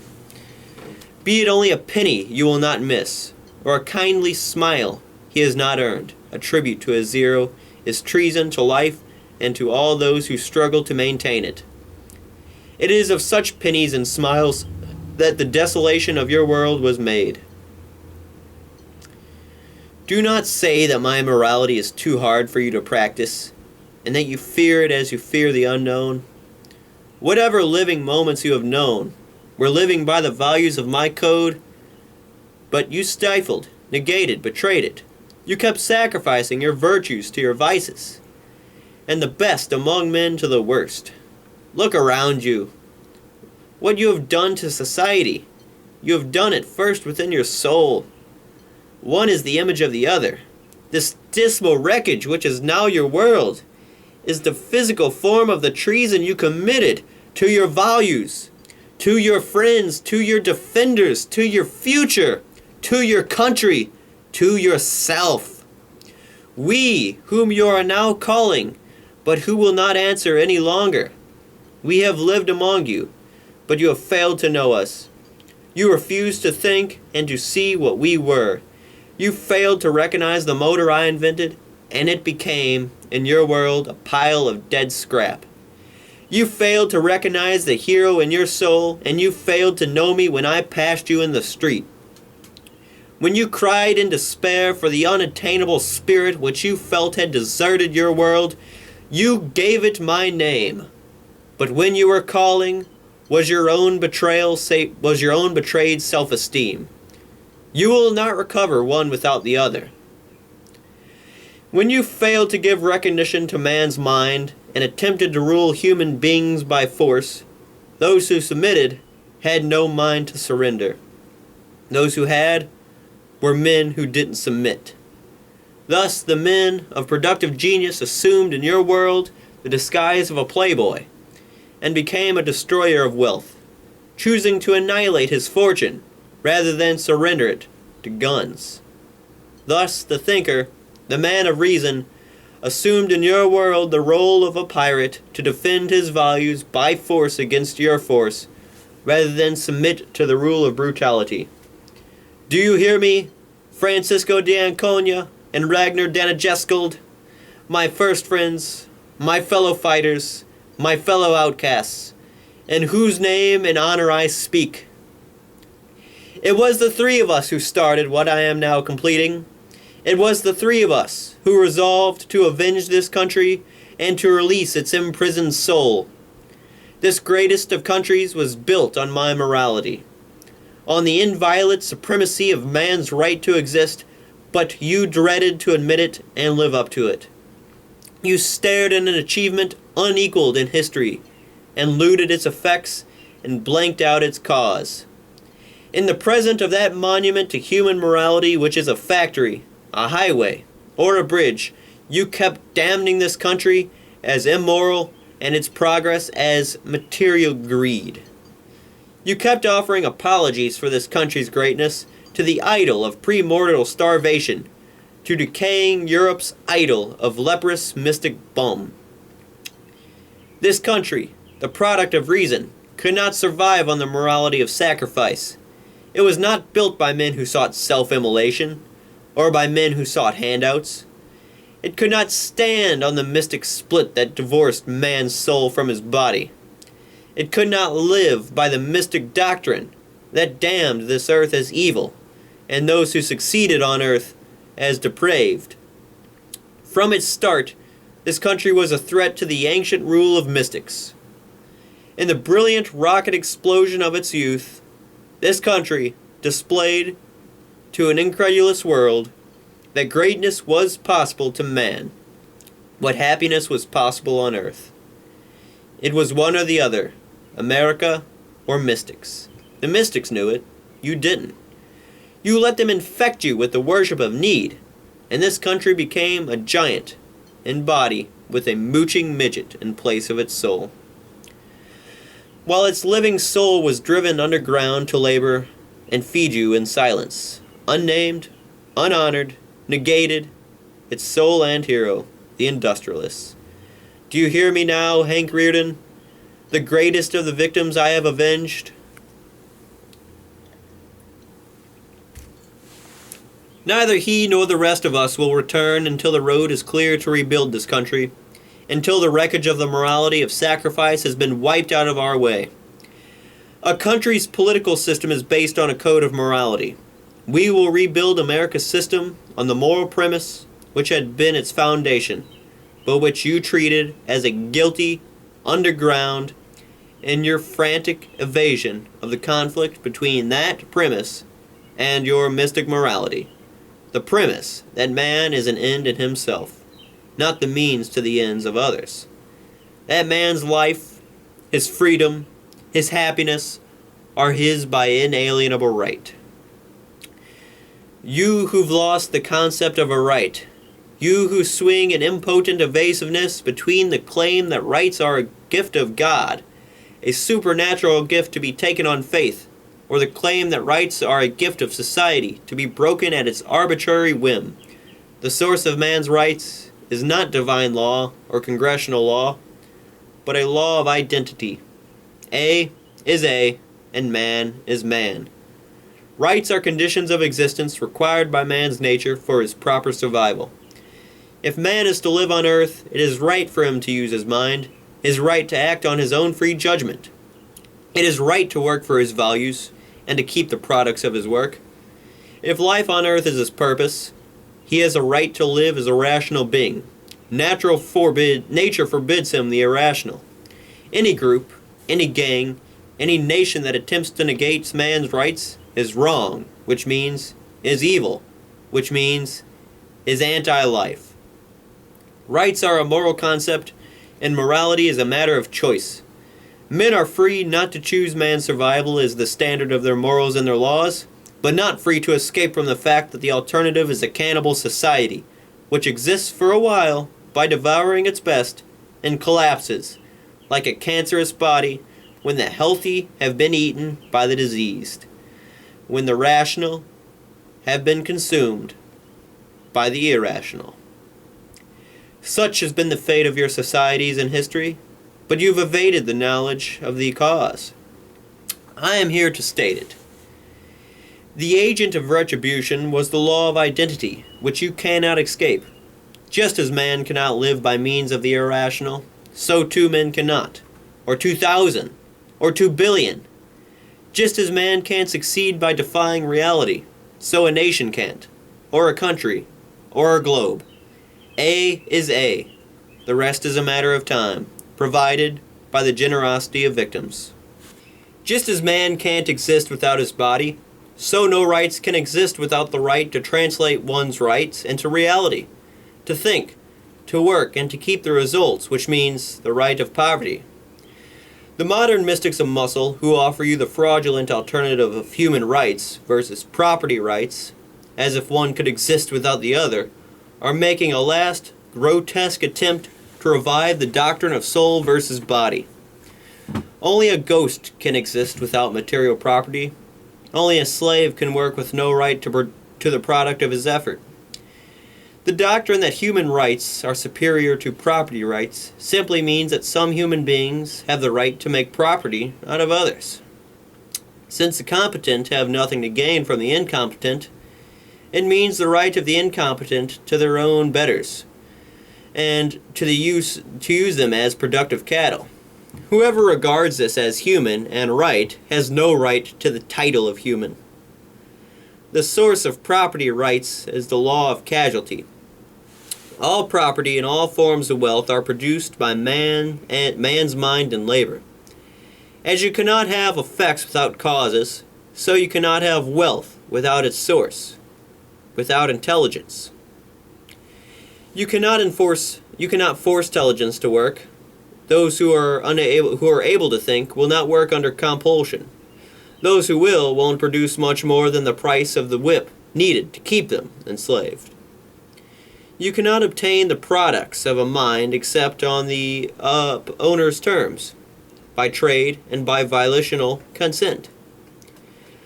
Any other policy of man towards men's poverty is the policy of criminals, no matter what their numbers.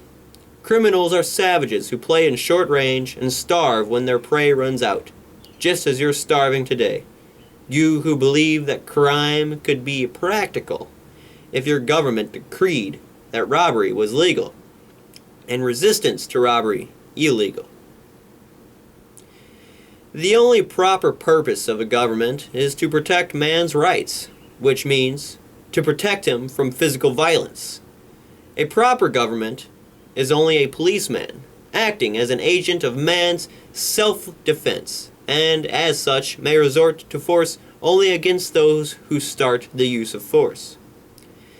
The only proper functions of a government are the police, to protect you from criminals, the army, to protect you from foreign invaders, and the courts, to protect your property and contracts from breach or fraud by others, to settle disputes by rational rules according to objective law.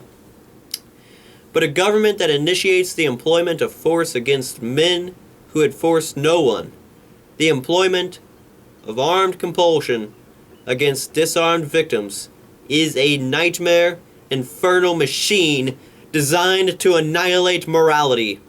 Such a government reverses its only moral purpose and switches from the role of protector to the role of man's deadliest enemy, from the role of policeman to the role of a criminal vested with a right to the wielding of violence against victims deprived of the right of self-defense. Such a government substitutes for morality the following rule of social conduct. You may do whatever you please to your neighbor, provided your gang is bigger than his.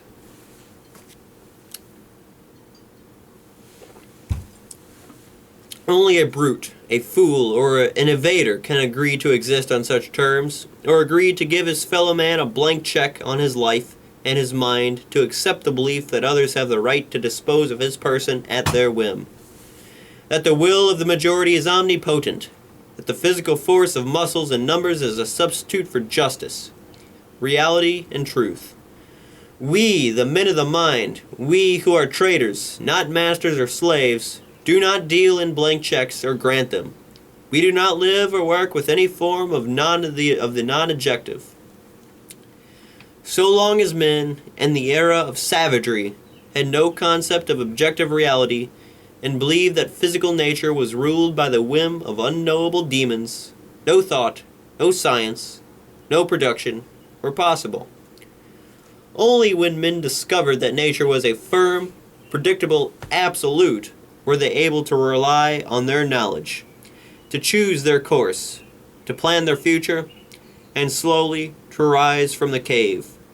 Now you have placed modern industry, with its immense complexity of science precision, back into the power of unknowable demons. The unpredictable power of the arbitrary whims of hidden, ugly little bureaucrats.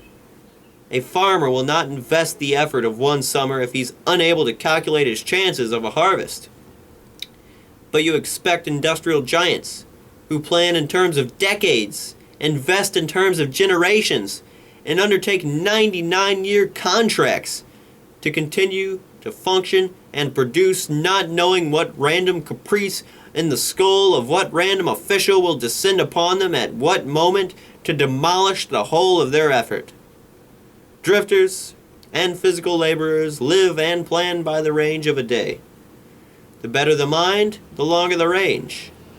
A man whose vision extends to a shanty might continue to build on your quickstands, to grab a fast profit and run.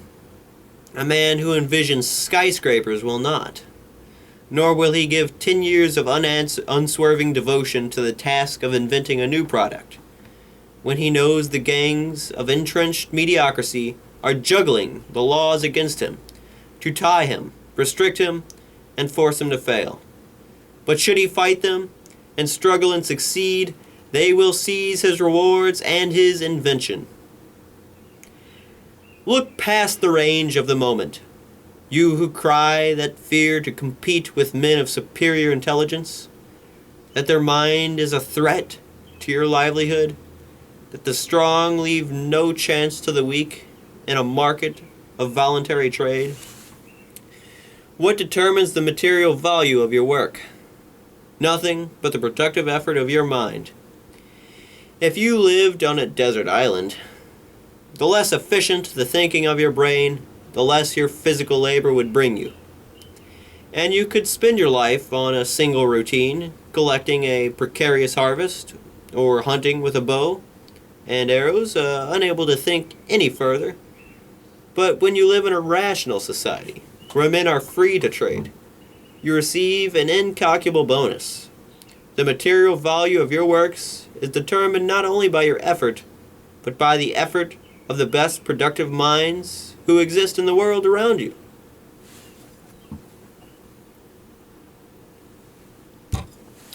When you work in a modern factory, you are paid, not only for your labor, but for all the productive genius which has made that factory possible. For the work of the industrialist who built it, for the work of the investor who saved the money to risk on the untried and new, for the work of the engineer who designed the machines of which you are pushing the levers, for the work of the inventor who created the product which you spend your time on making, for the work of the scientist who discovered the laws that went into the making of that product, for the work of the philosopher who taught men how to think and whom you spend your time denouncing. The machine, the frozen form of a living intelligence, is the power that expands the potential of your life by raising the productivity of your time. If you worked as a blacksmith in the mystics' Middle Ages, the whole of your earning capacity would consist of an iron bar produced by your hands in days and days of effort. How many tons of rail do you produce per day if you worked for Hank Rearden? Would you dare to claim that the size of your paycheck was created solely by your physical labor, and that these rails were the product of your muscles? The standard of living of that blacksmith is all that your muscles are worth. The rest is a gift from Hank Rearden. Every man is free to rise as far as he's able or willing, but it's only the degree to which he thinks that determines the degree to which he'll rise. Physical labor, as such, can extend no further than the range of the moment. The man who does no more than physical labor consumes the material value, equivalent of his own contribution to the process of production, and leaves no further value, neither for himself nor others. But the man who produces an idea in any field of rational endeavor, the man who discovers new knowledge, is the permanent benefactor of humanity. Material products can't be shared. They belong to some ultimate consumer. It is only the value of an idea that can be shared with unlimited numbers of men, making all sharers richer, and no one's sacrifice or loss, raising the productive capacity of whatever labor they perform. It is the value of his own time that the strong of the intellect transfers to the weak, letting them work on the jobs he discovered, while devoting his time to further discoveries. This is mutual trade to mutual advantage. The interests of the mind are one, no matter what the degree of intelligence, among men who desire to work and don't seek to expect the unearned. In proportion to the mental energy he spent, the man who creates a new invention receives but a small percentage of his value in terms of material payment. No matter what fortune he makes, no matter what millions he earns, but the man who works as a janitor in the factory, producing that invention, receives an enormous payment in proportion to the mental effort that his job requires of him. And the same is true of all men on all levels of ambition and ability. The man at the top of the intellectual pyramid contributes the most to all those below him, but gets nothing except his material payment, receiving no intellectual bonus from others to add to the value of his time. The man at the bottom, who, left to himself, would starve in hopeless ineptitude, contributes nothing to those above him, but receives the bonus of all of their brains. Such is the nature of the competition between the strong and the weak of the intellect. Such is the pattern of exploiting for which you have damned the strong. Such was the service we had given you and were glad and willing to give. What did we ask in return? Nothing but freedom. We required that you leave us free to function, free to think and to work as we choose, free to take our own risks and to bear our own losses, free to earn our own profits and to make our own fortunes, free to gamble on your rationality, to submit our products to your judgment for the purpose of a voluntary trade, to rely on the objective value of our work and on your mind's ability to see it, free to count on your intelligence and honesty and to deal with nothing but your mind. Such was the price we asked, which you choose to reject as too high. You decide to call it unfair that we, who had dragged you out of your hovels and provided you with modern apartments, with radios, movies and cars, should own our palaces and yachts.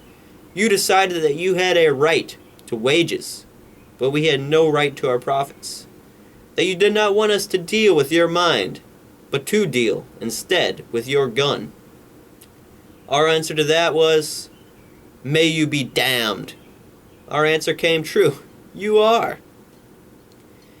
You did not care to compete in terms of intelligence.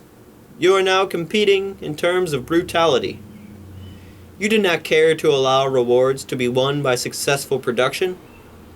You are now running a race in which rewards are won by successful plunder.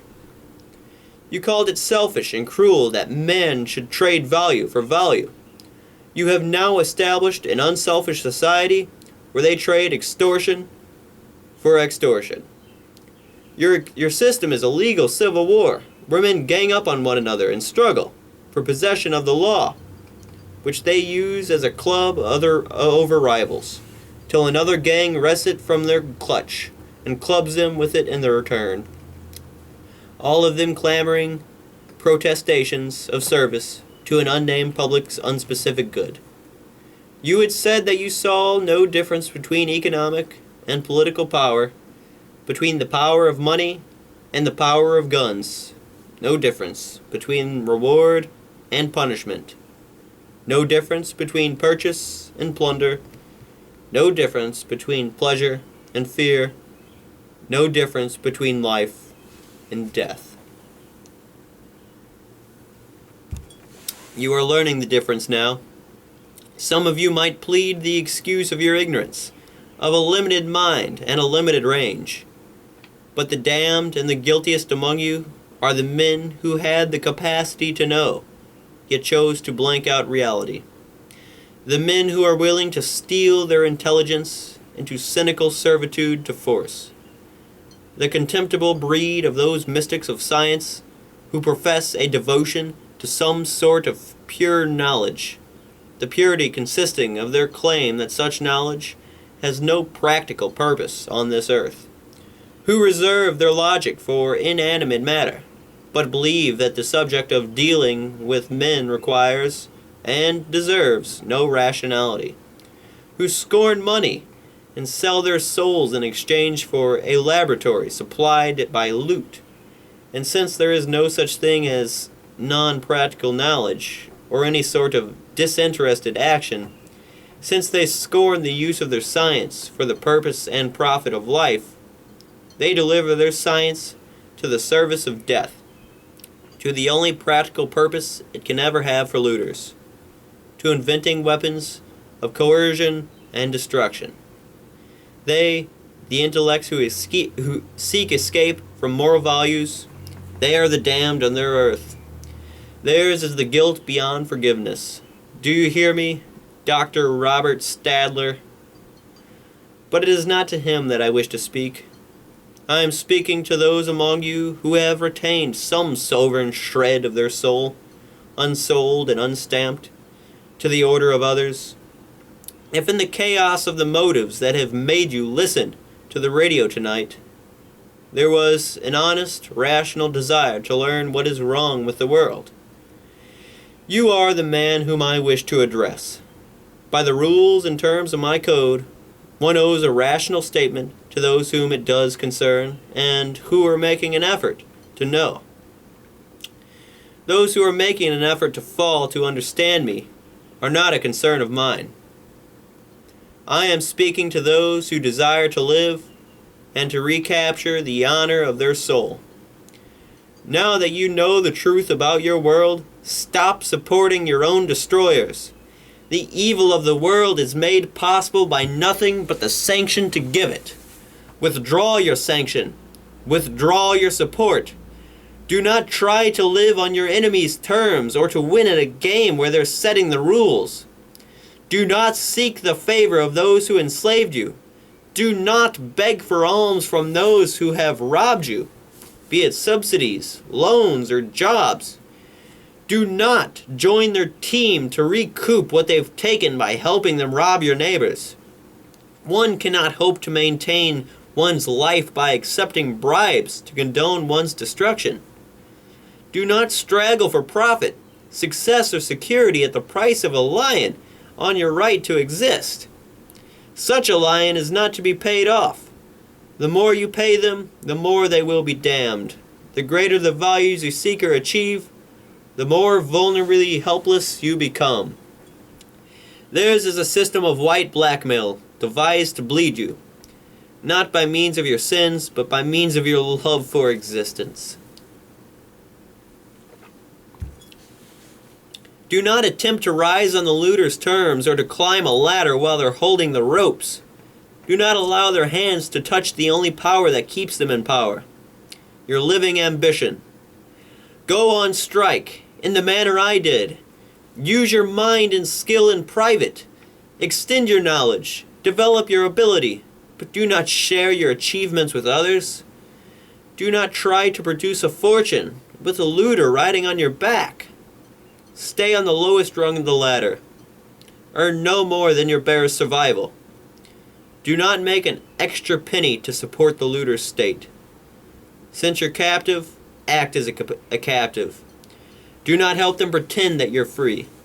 Be the silent, incorruptible enemy they dread. When they force you, obey, but do not volunteer. Never volunteer a step in their direction, or a wish, or a plea, or a purpose. Do not help a hold-up man to claim that he acts as your friend and benefactor.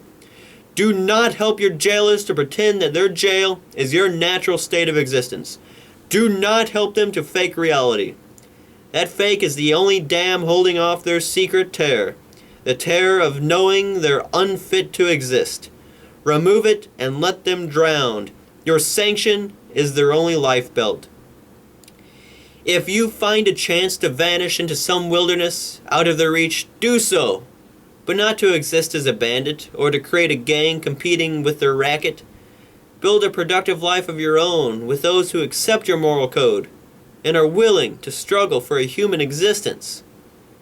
You have no chance to win on the morality of death or by the code of faith and force. Rise a standard to which the honest will repair, and the standard of life and reason. Act as a rational being, and aim at becoming a rallying point for all those who are starved for a voice of integrity. Act on your rational values, whether alone in the midst of your enemies, or with a few of your chosen friends, or as the founder of a modest community on the frontier of mankind's rebirth. When the looter's state collapses, deprived of the best of its slaves, when it falls to a level of impotent chaos like the mystic-ridden nations of the Orient, and dissolves into starving robber gangs fighting to rob one another, when the advocates of the morality of sacrifice perish with their final ideal, then, and on that day, we will return. We will open the gates of our city to those who deserve to enter, a city of smokestacks, pipelines, orchards, markets, and inviolate homes. We will act as the rallying center for such hidden outposts as you'll build. With the sign of the dollar as our symbol, the sign of free trade and free minds, we will move to reclaim this country once more from the impotent savages who never discovered its nature, its meaning, its splendor. Those who choose to join us will join us. Those who don't will not have the power to stop us. Hordes of savages have never been an obstacle to men who carried the banner of the mind.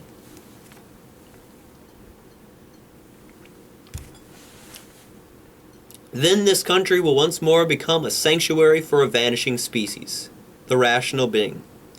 The political system we will build is contained in a single moral premise. No man may obtain any values from others by resorting to physical force. Every man will stand or fall, live or die by his rational judgment. If he fails to use it and falls, he will be his only victim. If he fears that his judgment is inadequate, he will not be given a gun to improve it. If he chooses to correct his errors in time, he will have the unobstructed example of his betters for guidance and learning to think. But an end will be put to the infamy of paying with one life for the errors of another. In that world, you'll be able to rise in the morning with a spirit you have known in your childhood, that spirit of eagerness, adventure, and certainty which comes from dealing with a rational universe. No child is afraid of nature. It is your fear of men that will vanish, the fear that has stunted your soul, the fear you acquired in your early encounters with the incomprehensible, the unpredictable, the contradictory, the arbitrary, the hidden, the faked, the irrational in men. You will live in a world of responsible beings who will be as consistent and reliable as facts. The guarantee of their character will be a system of existence where objective reality is the standard of the judge. Your virtues will be given protection. Your vices and weaknesses will not. Every chance will be open to your good. None will be provided for your evil. What you'll receive from men will not be alms or pity or mercy or forgiveness of sins, but single value, justice. And when you'll look at men or at yourself, you will feel not disgust, suspicion, and guilt, but a single constant: respect. Such is the future you are capable of winning. It requires a struggle. So does any human value. All life is a purposeful struggle, and your only choice is the choice of a goal. Do you wish to continue the battle of your present, or do you wish to fight for my world? Do you wish to continue a struggle that consists of clinging to precarious ledges in a sliding descent to the abyss, a struggle where the hardships you endure are irreversible and the victories you win bring you closer to destruction? Or do you wish to undertake a struggle that consists of rising from the ledge to ledge in a steady ascent to the top, a struggle where the hardships are investments in your future, and the victories bring you irreversibly closer to the world of your immoral ideal? And should you die without reaching full sunlight, you will die on a level touched by its rays. Such is the choice before you. Let your mind and your love of existence decide. The last of my words will be addressed to those heroes who might still be hidden in the world, those who are held prisoner, not by their evasions, but by their virtues and their desperate courage. My brothers in spirit, check on your virtues and on the nature of the enemies you are serving. Your destroyers hold you by means of your endurance, your generosity, your innocence, your love. The endurance that carries their burdens, the generosity that responds to their cries of despair, the innocence that is unable to conceive of their evil and gives them the benefit of every doubt, refusing to condemn them without understanding and incapable of understanding such motives as theirs. The love, your love of life, which makes you believe that they are men and that they love it too. But the world of today is the world they wanted. Life is the object of their hatred. Leave them to the death they worship. In the name of your magnificent devotion to this earth, leave them. Don't exhaust the greatness of your soul on achieving the triumph of the evil of theirs. Do you hear me, my love? In the name of the best within you, do not sacrifice this word to those who are its worst. In the name of the values that keep you alive, do not let your vision of man be distorted by the ugly, the cowardly, the mindless, and those who have never achieved his title. Do not lose your knowledge that man's proper estate is an upright posture, an intransigent mind, and a step that travels unlimited roads. Do not let your fire go out spark by irreplaceable spark in the hopeless swamps of the approximate, the not quite, the not yet, the not at all. Do not let the hero in your soul perish in lonely frustration for the life you deserved, but have never been able to reach. Check your road and the nature of your battle. The world you desired can be won. It exists. It's real. It's possible. It's yours. But to win it requires your total dedication and a total break with the world of your past, with the doctrine that man is a sacrificial animal who exists for the pleasure of others. Fight for the value of your person. Fight for the virtue of your pride. Fight for the essence of that which is man, for his sovereign rational mind. Fight with that radiant certainty and the absolute rectitude of knowing that yours is the morality of life and that yours is the battle for any achievement, any value, any grandeur, any goodness, any joy that has ever existed on this earth. You will win when you are ready to pronounce the oath I have taken at the start of my battle, and for those who wish to know the day of my return, I shall now repeat it to the hearing of the world. I swear by my life and my love of it that I will never live for the sake of another man, nor ask another man to live for mine.